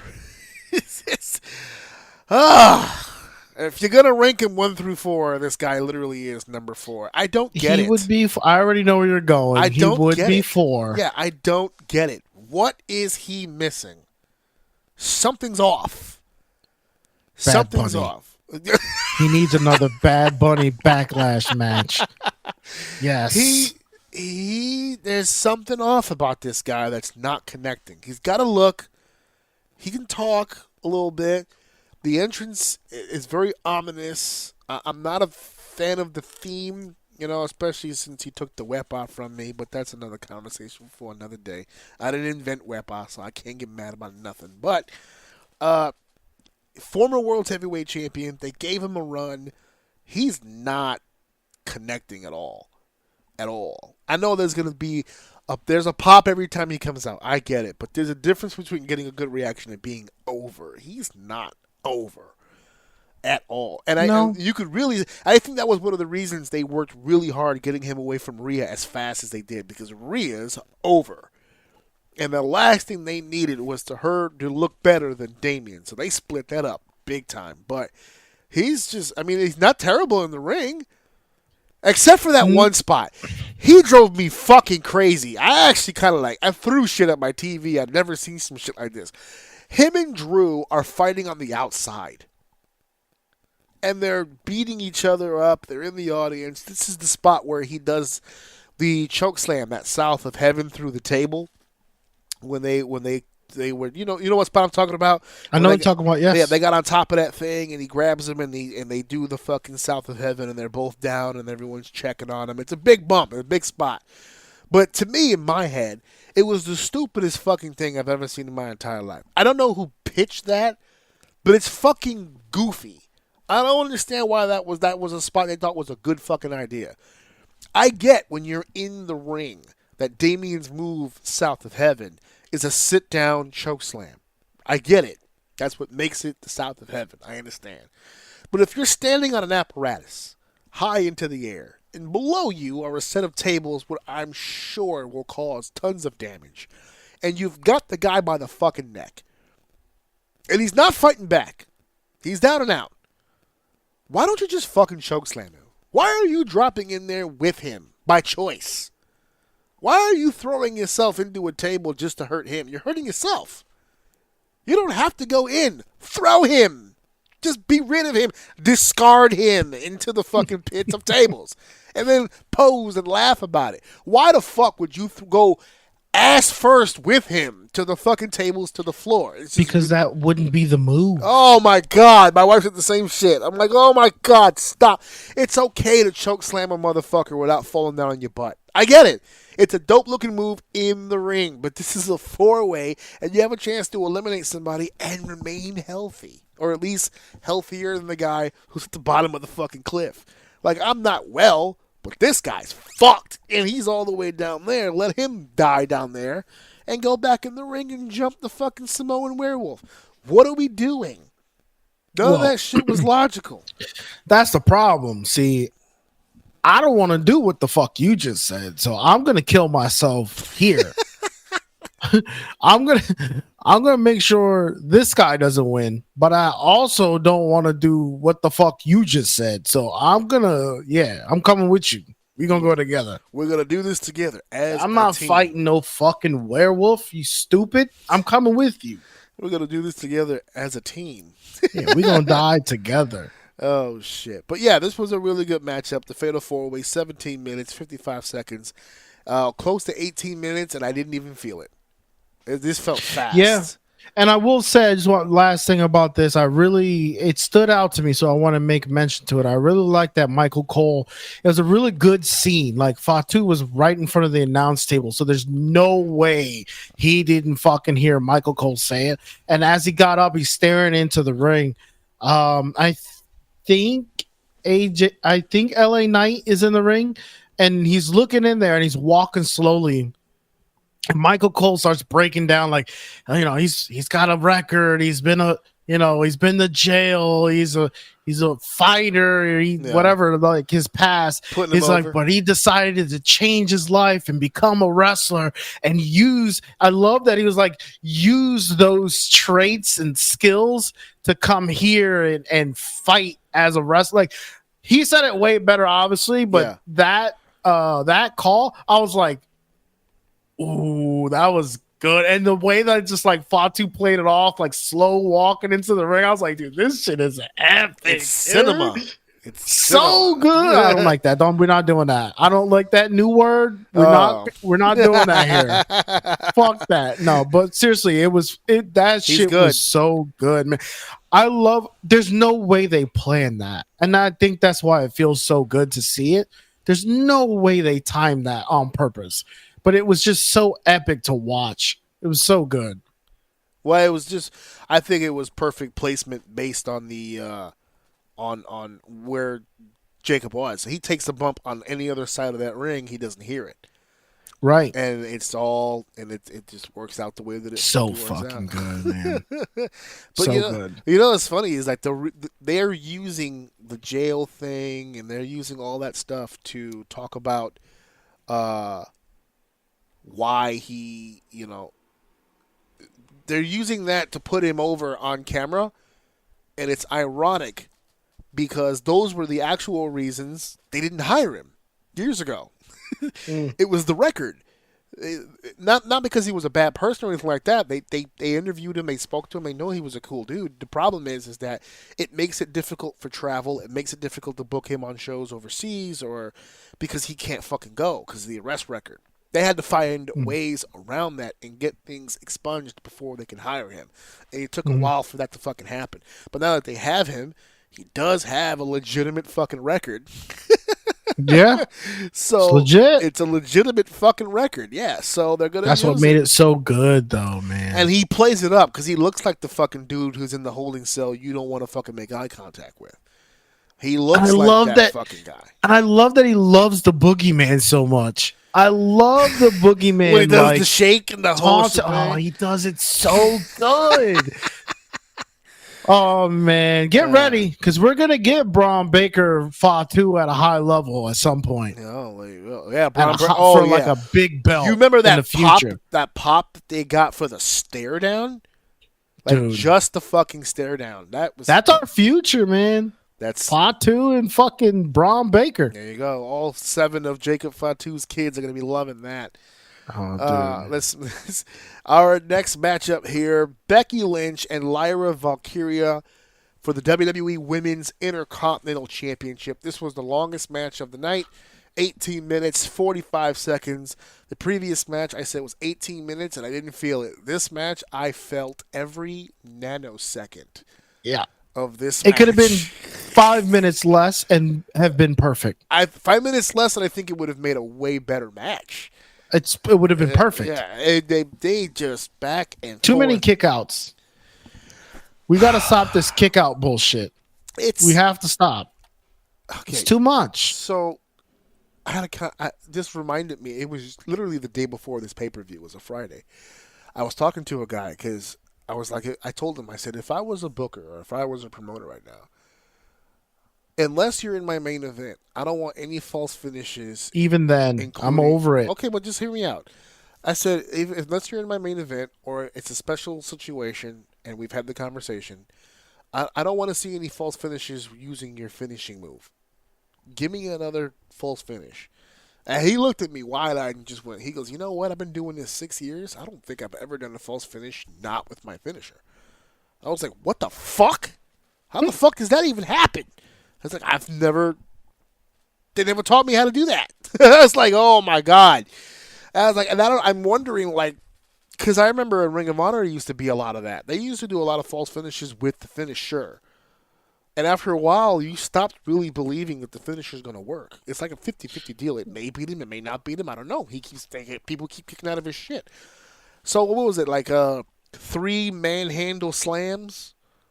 All took place, and Lyra just kept kicking out and kicking out and kicking out. And I have come to the conclusion that it does not matter what I think. It does not matter what anyone else thinks. They are going to push this woman no matter what. Who?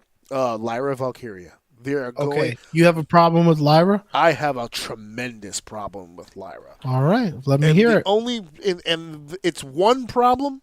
But it's becoming an increasing problem because she came straight in from NXT. She had the long title reign in NXT. I get that. She came in here, and she has been beating people left and right, and I get it. They're trying to make a new star. I understand that. But their push is not correlating with her acceptance.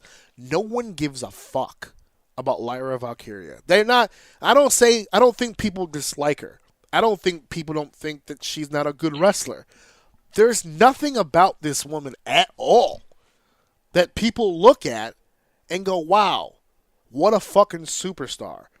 And then she feels kind of over. And then the biggest, this is going to sound really petty, but the stake in the heart, the moment where I made a mental decision that I am not going to be a fan of this woman at all, was, I don't know if you caught it. There were a few people that caught it. I posted it on Facebook, and people didn't really catch it, and then they went back and they went, oh shit.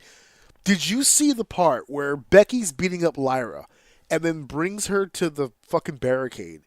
And she's talking about her fiance? Right, yes. She's berating this man. This is your girl. This is blah, blah, blah. And the camera is on him, and I swear to fucking God, me and Steph just thought that she was talking shit to a fan. Like, I guess at some point she caught eye that he was really supporting Lyra, so he was just trying to be a heel, get some heat, This is who you support. This is your girl. Blah, blah, blah. And then they go back in the ring, and Michael Cole goes, how classless, in front of Lyra's fiance, and we went, what? What? Her fiance? If you would have said boyfriend, I would have been like, what the fuck? Fiance? She said yes to the dress. The match no longer was our priority. We spent the remaining minutes of that match roasting that man. We were like, why? What the fuck? I'll give you some of the highlights. He looked like he just showed up to that building fresh off of LARPing. Right? Like he looked like another fucker who built his own armor. She comes out with bird wings. Is that fucking weird? And now I know who makes them. Because now I know because her biggest supporter? You're a hater, bro. He's 38 or 40 or whatever the fuck his age was with like 15-year-old acne. Like he looked like he was popping a zit before the camera went on and it just stayed red. Like he had like this reddish I don't want to be that guy from high school, okay? Are we hating Lyra because her fiance is ugly? Yes. That's weird. Yes. I was like, weird, this is I'm like, you cannot convince me that this woman is a fucking superstar and that's her fucking fiance. No fucking way. No fucking way. No fucking way. I do not accept this.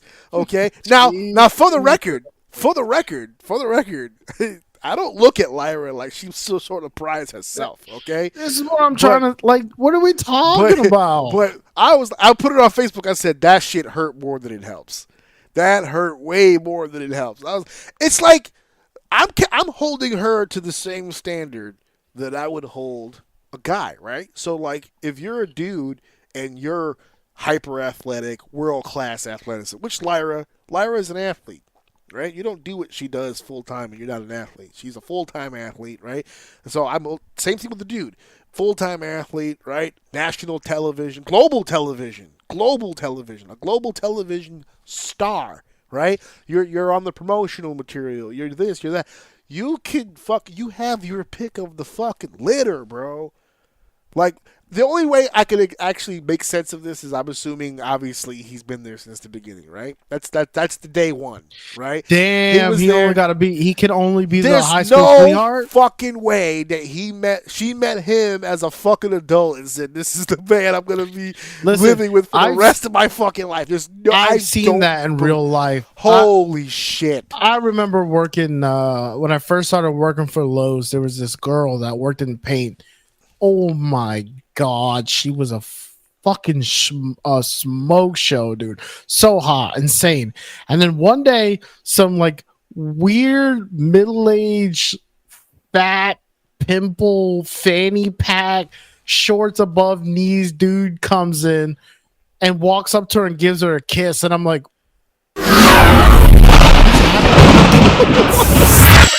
am I being pranked? Yeah. That's Am I like, getting punked? I clicked on something. I hate this fucking oh laptop. my god! Look, I don't know, dude. I don't think her skill in the ring should be judged based on some dude with acne on the I'm not outside. judging her skill in the ring based on that. I am judging her capability of being a fucking star. Making decisions. Yeah, exactly. Exactly. You Like, chose that. how the fuck are you gonna? I mean, Jesus Christ. I mean, like, Won't you be superstar, very bro. descriptive on what man she should be dating? Superstar, bro. Somebody who's Yeah. Tall. Okay. You like something like If- 6 feet? if- Some abs? Yeah? Wash, Are you a delt guy? washboards. We should just draw it out. How hung can it go to the knees, or does it have to drag on the floor? Can we get at least somebody who isn't like the anti-advertisement for Neutrogena at the very least? Is he still going through the voice change? Has his balls dropped at all? Did you even hear his response to when Becky was yelling at him and he was stop? Like, it's like, oh my god, that was the most effeminate male I've ever seen in my entire life, and that's her fucking fiance. What do you want him to do? She's a woman. He can't hit a I woman. want him to hang. He's a gentleman. I want him to hang some sheetrock. I want him to hang an Dude. engine. I want him to start a fire with some Okay, sticks. okay. Jesus If he was- Christ. I want this motherfucker to if he be a was man, there, son. He looked the same, but he had some Wranglers on and a tool belt. I'm not Would questioning have been this. all right? I'm not questioning this man's fashion sense. Although it wouldn't hurt if he had the Wranglers. It wouldn't hurt if he had the Wranglers. Some chewing tobacco? Yes, so, get this boy a cowboy. No, not a cowboy hat. That might have made this whole thing worse. Jesus Christ. Oh my God, he's the kind of guy to fall off a mechanical bull and blame the fucking, I tore my tendon last. No, you didn't, bitch. You can't, oh my God. If he Can't ride. Jesus Christ, he can't go to the gym on account of his arthritis. You know, like, my goodness. he's Poor the guy, dude. Oh my God. He can't. You found him my a God. very beautiful, Oh, my athletic, God. He's the successful Jesus woman Christ. who loves him for his spirit. He can't leave a shower without his robe, bro. Like, this is the kind of guy we're talking about here. For fuck's sake. Jesus Christ. Well, with that being He door said, dashes his tools. the match was decent. It just went too long. Jesus fucking Christ. It went too long, yeah. It went too long. And this match really pisses me off about Becky, though. Because if she wasn't on her bullshit, no one can tell a story in the women's division like Becky can in the ring. It's just, I just get so annoyed at seeing her because of all the bullshit. Like, I feel like she uses that stuff deliberately to get heat. I don't know. I feel like she has a very attitude era mindset. Yeah, she In does. this era, and it's very fucking weird. Well, guess who her top advisor has been this entire time? Stone Cold Steve Austin. So there you go. That's the one feeding her the stuff. That's what it is. Well, good enough. I don't think Becky Lynch was in a position to give her the rub she thinks she just gave Lyra Valkyria, but we'll move forward. To the other Intercontinental Championship match, the one for the boys, Dominic Dirty Dom against Penta, in a matchup that I wasn't feeling this one either. 9 minutes, 20 seconds. They did some pretty cool stuff. Not gonna lie, that dive through the ropes with the DDT was pretty slick. That fucking gear was serious. Penta's gear was so fucking good, dude. He's got a lot more. I can't wait till he brings the Joker shit in. That's gonna be dope. He's got Joker gear. That's fucking sick. I don't think he's gonna be allowed to. I don't know how that works. Although Ray got away with it for a while, so I don't know. We'll see. But yeah, any thoughts about this matchup that really stand out to you? Good win I think for it was Dom. a solid match. Yeah, solid. Good win I for don't- Dom. It wasn't a bad match. No, I don't think it was a bad match. It was solid. I'm at a point now with Dom where I'm actually like, I'm over it. Remember in the beginning we were like, yo, time. He just needs time. Give him time. Give him time. All right, he's here. He's doing it. Yeah, I think he's here. He's doing working it. now. I mean, he still needs more time if he wants to. It depends on how far up the card he really wants to go. But a strong. I think he's perfect right where he's at. right now. Let's see. Let's see. No, I didn't I'm think not he'd get gonna here, write him so I don't know. off. I'm not going to write him off, but I don't see a world. I just honestly, don't. I honestly didn't think he'd get here. So now I don't know. So I'm just gonna. I mean, having a decent match with Penta on your own. This is pretty good. is really good. It's pretty good. For where Dominic was. What, Yeah. 3 years ago? Yeah. 4 years ago? Yeah. That's insanely good. Yeah. So we'll see. I'm not going to write him off. We'll see. Good stuff. Good stuff. Gunther and Pat McAfee. This match had no business being as entertaining as this fucking match was. And for me, when I say entertaining, I just mean Pat McAfee looked like the radio station guy who had the wrestler on as a guest and was like, "Hey man, can you give me a chop?" And then he gave him the chop, and then he just kept chopping him. And just over and over and over. Pat just, did you see the photos of Pat's body at the end of that match? Pat, I was thinking about this during the match. Yes, to answer your question, he Yeah. was destroyed. I don't know if this will come off as disrespect or not. I don't mean it to. But he reminds me of a less athletic Shane McMahon. And the reason why I say that is because Less athletic. he's really good at taking a fucking ass beating. And not just taking it, but making it look good. Like, it looks fun to beat him up. I don't know. That's just kind of what I was getting while I was watching it.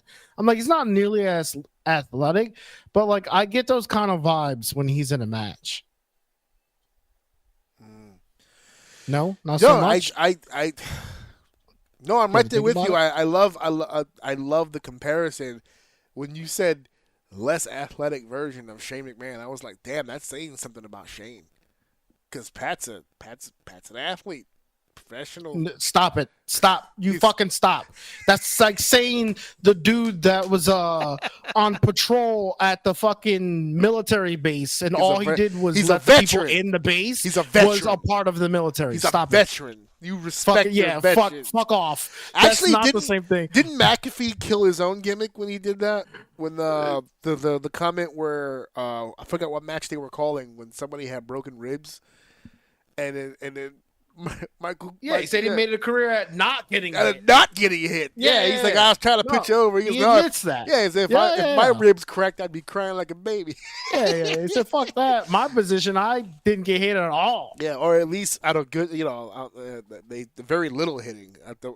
No, if some guys anything, broke through his that hole and position, got a hand on him. If you hit him, it's a penalty. Yeah, unless because remember, he was one of those kickers that used to come downfield looking for a hit. Come downfield, yeah, sure. But in that case, he's doing the hitting. Yeah. Well, sometimes he hit a motherfucker that wasn't the right choice to hit.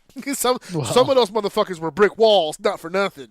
So not every angry black man's gonna fall. You're gonna hit a few shoulder blades that ain't moving. That's going to happen. The highlight reels show you the ones where he cold-cocked people. I wasn't seeing too many of the clips where he was bouncing off motherfuckers and hitting the dirt because he is a fucking punter, not for nothing. Yep. He's got one of those helmets with one bar, so that's all it is. It's regulation, just the one bar. This match did exactly what the match was supposed to do. They were telling a story. Yep. They continued the story. It got hype. I love when Cole tried to grab his leg to get the win, but he kicked out anyway, and he stood up and looked at him like, you motherfucker, I'm gonna kill you. Like, you're dead. I loved it. It was good. This match did exactly what the fuck it was supposed to do. Strong win for Gunther coming off with the title loss at WrestleMania. I love the idea that I actually love the idea of this match because coming off of that Mania win, he needed a dominant win, and who are you going to feed to him that matters? I'll give him Tozawa or something to beat up. He needed someone with some level of popularity, but in a situation where you knew he's going to dominate, and that's what this was. So that was pretty good.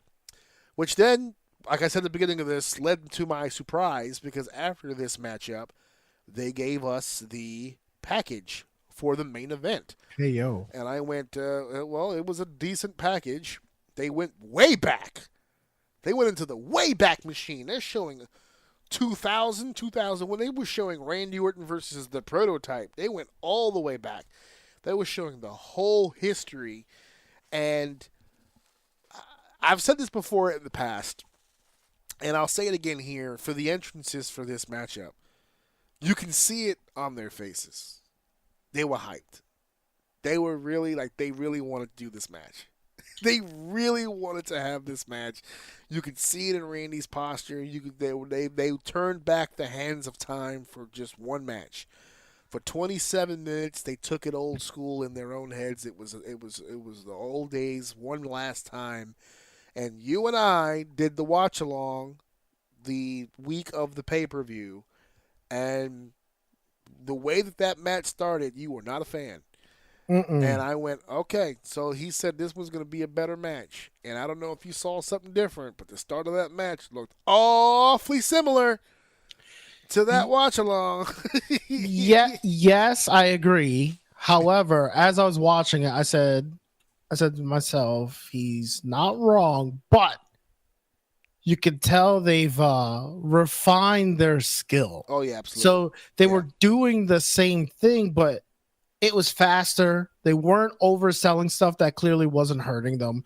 They were moving around a little bit more, but it was just it was just an elevated version of the match that they had that we watched. So it was much better to watch because it was a little bit more believable. My problem is that they were gassed after touching each other once, which was a headlock. Yeah. In that first match. This one, at least once they started to get gas, like I believe that they hurt each other enough to be moving a little bit slower. But yeah, to your point, it was close. I wouldn't say it was the same, but it was close. No. The beginning of that match was very similar. They opened it up about midway through. It picked up in a big way. And it was so funny because the watch along, remember we were putting over the headlock that Randy was putting on, that side headlock on John, where he was kind of doing that lean back. Like I started noticing, I was like, oh, he's doing it again. He's doing that lean back. We're like, ooh, a real side headlock. And then we got into some crazy shit. So they're having a match. They're doing their thing. You're starting to see, you really see the chemistry. These guys go back a long way, you could tell. And then we got into Overbook City. All kinds of weird shit's happening. Referee drops. Another referee drops. Here comes the officials. They get dropped. Nick Aldis gets dropped. It's RKO City in St. Louis. Katie bar the door. It's a Donnybrook. Everyone's getting the shit kicked out of them. R-Truth catches a fucking stray out of fucking nowhere. And the R-Truth situation, we'll get to this at the end of the goddamn match, but you all talk about long-term booking, long-term storytelling. R-Truth, the man who time cannot seem to get his fucking hands on. R-Truth, he comes into the ring to try to fucking negotiate with Orton. Leave my childhood hero alone. And he gets dropped. Everyone's catching heat. Everyone's catching shit. John goes straight heel mode, pulls the fucking trigger once again, and defends the championship against Randy Orton in St. Louis. And I thought for a second something was going to happen because then John grabs the mic. Because they're playing his music. It's the end. John grabs the mic. He says, I know you can't see me, but can you at least hear me? Turn that music off. He says a few words. No one gives a shit. And here's the conversation. And you said that you would get to it later. I'm very curious to see how you feel about this. They're not booing him. They're not booing him. And he's got the mean face on, and he leaves the ring, and you can... And they're not booing him. Then when he leaves the ring, they hit him with the thank you, John. And you can start to see him crack up a little bit. You can start to see the emotion a little bit because he knows two things. A, that maybe this time the love is real. And second, that was the last match he'll ever have. The last dance he'll ever have with one of his best friends in the world, Randy Orton. All that emotion was kind of bottling up for a while there. It finally lets out. What are your thoughts on the idea that they don't want to boo this guy? Well, it takes us, like I said, man, it takes us back to our villain conversation. Now, the first thing that I noticed was, I know we talked a lot about before them piping in noise for Cena, because they would be booing him, and because he would have overall cheers. But if you've said before, like if you're in the arena, it doesn't sound like that.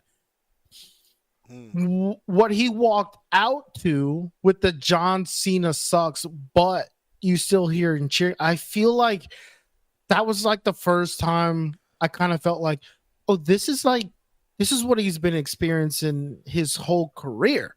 Is he comes out, the music hits, you get hyped, so you like, oh shit, it's Cena. But then you get caught up in the fandom. So you're just like, John Cena sucks. And you're playing along with it. And to him, it feels fickle and fake. Like why are you saying I suck, but you're also cheering me on at the same time? Right. Today, that makes sense because he's being a dick. But back then, it doesn't, because he's supposed to be the face. That's what you're showing me on TV, that people love him. But when you go to the arena, it doesn't quite feel like that. It only feels like the little kids love him, but all the adults fucking hate him. They can't stand him. So I'm sitting there thinking like, man, has he been like dealing with this? Like, I can get why you would actually, if he's shooting, then I can understand why he's fucking pissed. Because even with the what the fans think is celebrating him and like cheering for him, sometimes from his perspective, I'd be like, dude, I'm supposed to be fully good here, and you guys are fucking booing me, and I'm giving you all of this, and you're giving me nothing back in return. So I don't know. I just sat there with him like, yeah, I more so hopes that he continues this and just fucks off, because I truly feel like regardless if he does the job or not and like gives a thumbs up and kiss babies on the way out, I truly believe he feels like his run was robbed by the people. I'm a full believer in that, which makes him the villain. But you also can't not respect what he's done. So you want to cheer for him, but you also want to play along with what's going on and what's fun. And I think he fucking hated that in his career. I believe that. I believe he fucking hated it. It couldn't have been an easy run at all. It was almost like he's probably the first face of the company that did it in spite of the people, as opposed to I mean, when you see all the people in front of you get so much love, you see Hogan get all that love, you see Rock get all, when they were face, they were face. Actually kind of fucked up. Look at the love the face of the company got after him. Look at Roman's love right now. Oh, it's Look insane. at Roman's love. And Roman he could do no wrong. Roman was in a very similar position that Cena was, but they found a way to turn him around. They never really turned John and it's around. Doubled, because it's like when you were supposed to boo Roman, you fully booed him. And now that we could argue you may or may not should be cheering Roman, we just talked about it, but like everyone's on board with cheer. It's not like wishy-washy. It's like one side or the other, and then like Cena didn't get that. Yeah. Yep. So it's good. It's one of those better late than never situations, but that still is a shitty situation. Like you can make a strong argument from about 2005 till about 2017, 18. The split chant was there. Even in buildings where it was pro John, you still heard it, and then there were those buildings obviously that were anti John, and you still heard those cheers. It was always like he's the first baby face that was the face of the company in the company's history, where geographically his popularity would be audibly different. You know? If he was in Topeka, Kansas, they'd blew the roof off the building. If he was in Los Angeles, California, they'd boo him. If he was in Cleveland, Ohio, they'd go nuts for him. If he was at the Garden here in New York, they'd boo him. It's so unique, his run. But to see him get emotional at Backlash And then the goofy I don't like the goofy thing at the press conference. We don't need the press conference for that. That would the thing with Art. Did you see that? The thing with R-Truth? No. Okay, so they did this deal where John goes to the press conference and he's doing the post show, which is this whole post show thing. You know, AEW started doing this. I don't know why WWE started doing it. We didn't need to copy that from AEW of all things. Like, it's such a stupid concept, the post show, but they have one. And John gets up there, and ever since he's turned heel, what he does is he treats the press conference like a prima donna athlete. He doesn't really answer any of the questions. He dodges. You know, there was one time it was perfect. Somebody asked him a question. He goes, that's clickbait. I'm not going to answer that question. Next question, please. And that's how he does. So out of the blue, he's doing his post-conference, and R-Truth slides to the table where he's at. He's not sitting, but he kind of like kneels down to John. And he was like, John, look, man, I'm so happy for you. I'm so proud that you're still a champion. You know, I've been rooting for you for forever. You're my childhood hero. I've been with you since day one. Down for you. I'll always support you. You know that. I'm always a believer. And John's just shaking his head like, I know. And he goes, I always support you. Even though the people say that you suck and you can't wrestle. And then John's face just got like blank. And he stood up and he grabbed the mic and he goes, Ron, that was uncalled for. And that was unnecessary. And I'm going to tell you right now, you say one more thing to me, and there's going to be consequences. And Truth, who wasn't really thinking, John, and then he picked him up and he AA'd him through the table. The press conference table. And then he just walked off. And so the rumor now is that there's an upcoming Saturday night main event, and they're going to do John versus Truth. So I like the idea, to be honest with you. I can sit here all day and discuss with you what that storyline is all about, but I'll save it for when they announce it. That way we can go over it, and I don't want to repeat it. But the idea of doing it at the press conference to me is stupid. Like, just do it on Raw, bro. Like, you know, what is it? I didn't even see Raw yesterday yet, but that would have been a great spot for that. They probably talked about it more on Raw, and I haven't seen it yet. I don't know. We're recording this on Tuesday. It's releasing on Wednesday. I haven't had a chance. It was Mother's Day, so it was all about Mom that day, and then Monday, back to work for Dad. I had a bunch of shit on my fucking plate that I didn't do for the last 2 weekends because special time.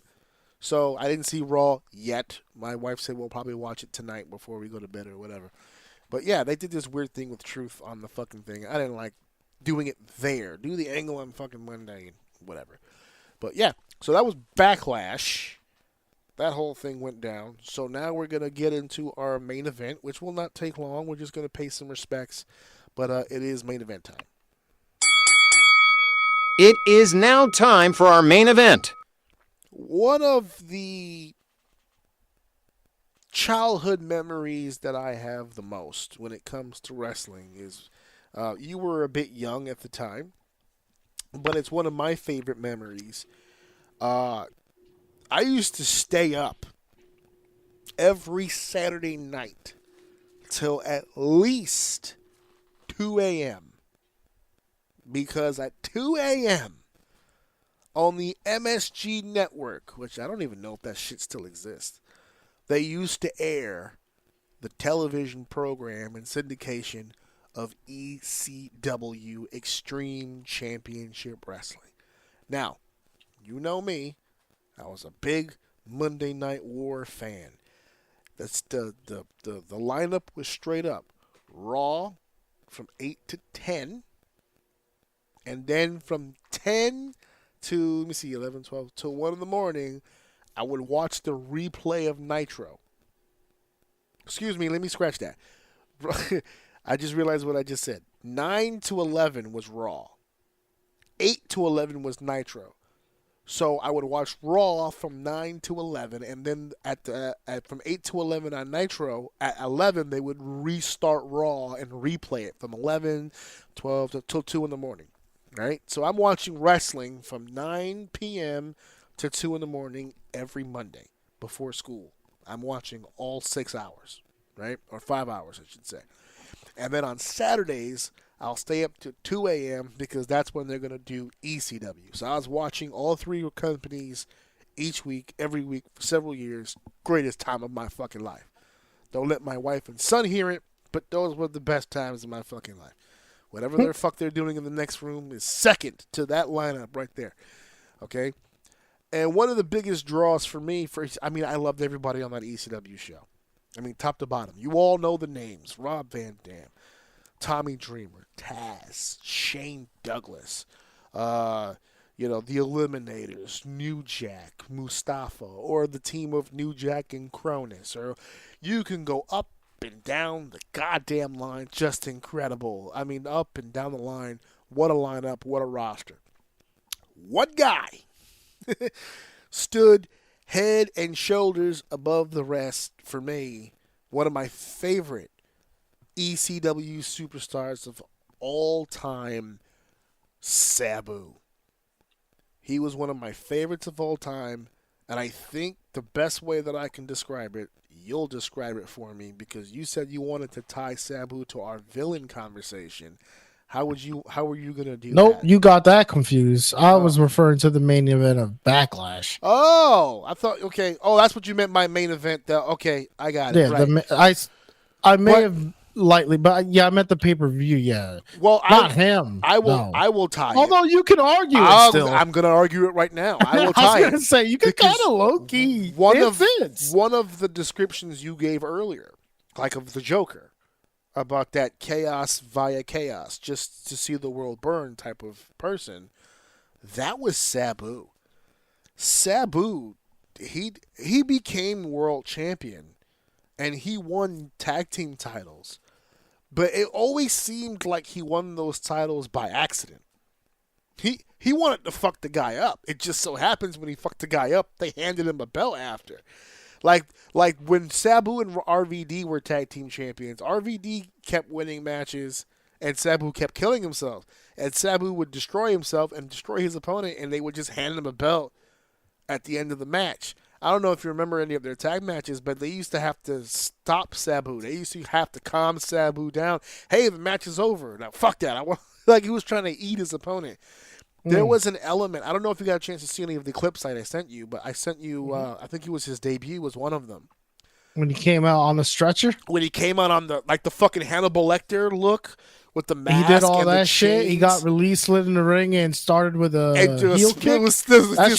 That shit threw me. I thought he was going to jump, punch, scratch. Nah, that did a spinning heel kick. I was like, oh, okay. This man really is crazy. To the back of the head. Only this motherfucker in a fit of rage would do a wheel kick out of nowhere. It just to the back of the head. You just see Taz's fat ass just fucking face bump right there. Boom. He was I think to this day, I'll make an argument. To this day, I think there's never been a character where you didn't know his purpose, you didn't know his goals or his aspirations or anything like that, and you didn't give a fuck. You just wanted to see him be a ball of chaotic energy unleashed. Like that entrance that they did with the Hannibal Lecter thing, that didn't last very long, but it was a really cool visual for the character, and it got to the point where he was just coming through the curtain like a regular star. But even when he did that, when he had, like, for instance, Fonzie, who I had the pleasure of working with a few times, and he's one of my favorite guys to work with, and one of my, as a fan when I was a kid, he was because he was so annoying with the whistle. I remember him annoying you with the whistle when we were kids. With the guy who just over and over, and sometimes you won't even be watching the video. I'll be watching the video. You just hear the fucking whistle. You're like, what the fuck is with the whistle? And it was so funny because I remember you being annoyed by it. I remember Mom being annoyed by it. And then I remember when I finally got a chance to work with him, and he's blowing the whistle. And the funny thing is that when I worked with Fonzie, not to get off of Sabu, but when I worked with Fonzie, he was actually the baby face in that equation. I was the heel. So what I did, and because no one had ever done this before, and he told me this, no one's ever thought of this before, and I'm like, well, let's try it. I have electronic whistles in my house. You know what the electronic whistle? It's a push button. It's a push button. It takes the watch batteries, and you don't put it to your mouth. It's supposed to be a sanitary whistle. You push the button, and it makes a whistle sound. So my heel character was trying to convince Fonzie, you're living in the past. You're an old fogey. You're past your prime, and you're all. I'm talking to him. I'm 40 years old, by the way, and I'm telling him like you're this old relic and all this other stuff. I said it's even evident by your whistle. Look at that whistle. What is this? The 70s? What is this? Teen Wolf? Why do you have that whistle like that? He said, you need to upgrade. You need to come into the here and the now. You have to use today's technology. And I pulled out the electronic whistle. And when I tell you that audience hated the idea that I was coming after his whistle, that's how iconic that shit really was. And I always associated that whistle with two people, RVD and fucking Sabu. And he was so chaotic, and he would destroy himself in matches. One of the most infamous matches I could ever remember hearing about and then eventually seeing as an adult, he had a barbed wire match with Terry Funk, where the barbed wire dug into his bicep, just above the crease of the elbow on the inside of the bicep. The wire got into the muscle, and he didn't know because he's feeling cuts from everywhere. You can't tell exactly how deep what is what. And he goes to get out of the wire, and the barbed wire cuts into his muscle and lacerates the actual bicep. And the bicep is starting to hang from the arm. And when he gets out of the barbed wire, they're trying to get him to stop the match. He's bleeding like a maniac, and his fucking muscles coming off the thing. Sabu goes under the ring looking for something, and he comes out and he gets duct tape, and he duct tapes his fucking arm and finishes the match. So, another little known fact about Sabu is, do you remember Chris Benoit? Mm-hmm. Do you remember what his nickname was? Mm-hmm. What was his nickname? See, now you put me on the spot. Why don't you just say what the nickname was? I fucking remember his nickname. It was the Crippler. Remember the yes. Canadian Crippler? Well, he got that nickname because of Sabu. He gave Sabu an overhead, belly to belly, but he kind of hooked him like an exploder, like through the legs, and they mistimed it. Jump and lift wasn't at the same time, so when Sabu went over, he landed right on his head, and he broke his neck in the ring. I'll give you money if you can pick which one he did. Sell the neck and go home, or finish the fucking match. This motherfucker finished the fucking match. He was a goddamn sadistic fucking maniac. The audio that you hear at the beginning of this episode is me introducing him at an FTW show, Fight the World Wrestling. I got a chance to work with him. I got a chance to introduce him on a couple of occasions. I've called a match or two. I got a chance to actually speak to him backstage. He was always really cool to me. I know people have their issues with him. He didn't have the best record when it came to appearing at shows. There was a lot of no-shows on that record.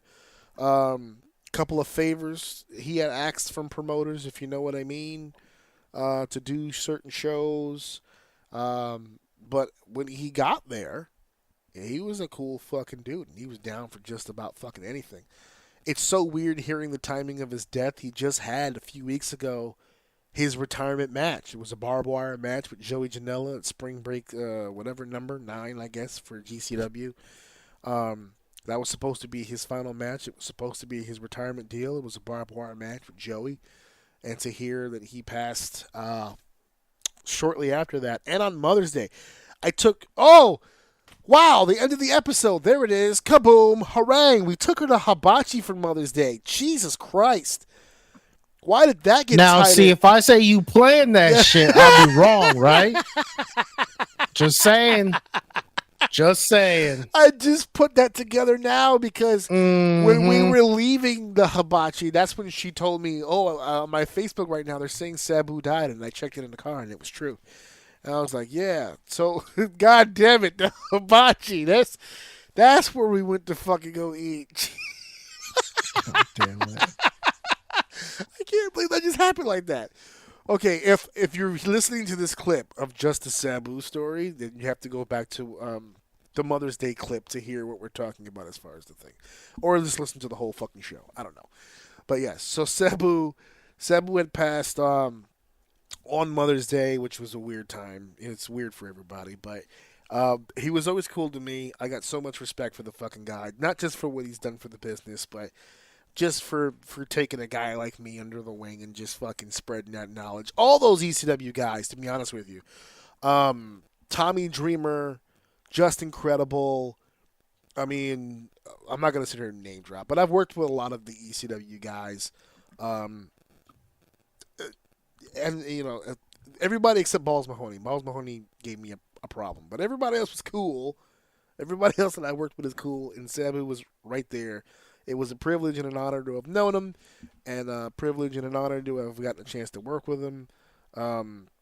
Do you have any? I know the old ECW stuff you probably don't remember, but he did have a short time in WWE. Does any of that Sabu stuff ever really stick out to you? No, I remember seeing him, like a lot of his ECW stuff with you. The clips, but, the highlights and stuff. I was young, man. I don't fucking recall that shit. Yeah, you remember the whatchamacallit, the pointing up, pointing up to the sky. The little taunt. I just, when you say Sabu to me, I just think someone who kills himself.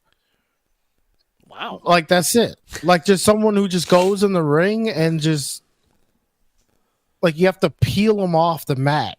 Like, there's nothing that, like you said, there's nothing going to stop him from finishing that match. It doesn't matter if his fucking head's hanging off his shoulders. He's finishing every spot that you're supposed to do in that match.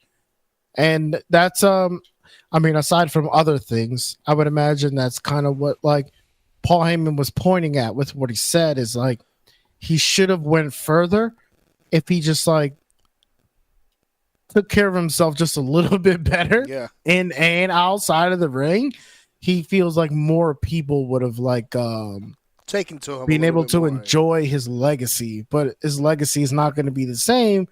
But to his point, the reason why his legacy is what it is in that small group is because of who he was. So yep, it is what it is. He lived his life. I'm sure he has zero regrets. Nope. He actually has a tell-all book where he fucking shoots on everybody, both good and bad, you know. So, Terry, brother, it was a pleasure. Thank you so much for everything you've done. Thank you for being awesome with me and letting me. That whole intro that you hear at the beginning of the episode, I really wanted to go balls out for Sabu because he's one of my guys. That's one of my guys growing up. I was just like, I really want to go balls out.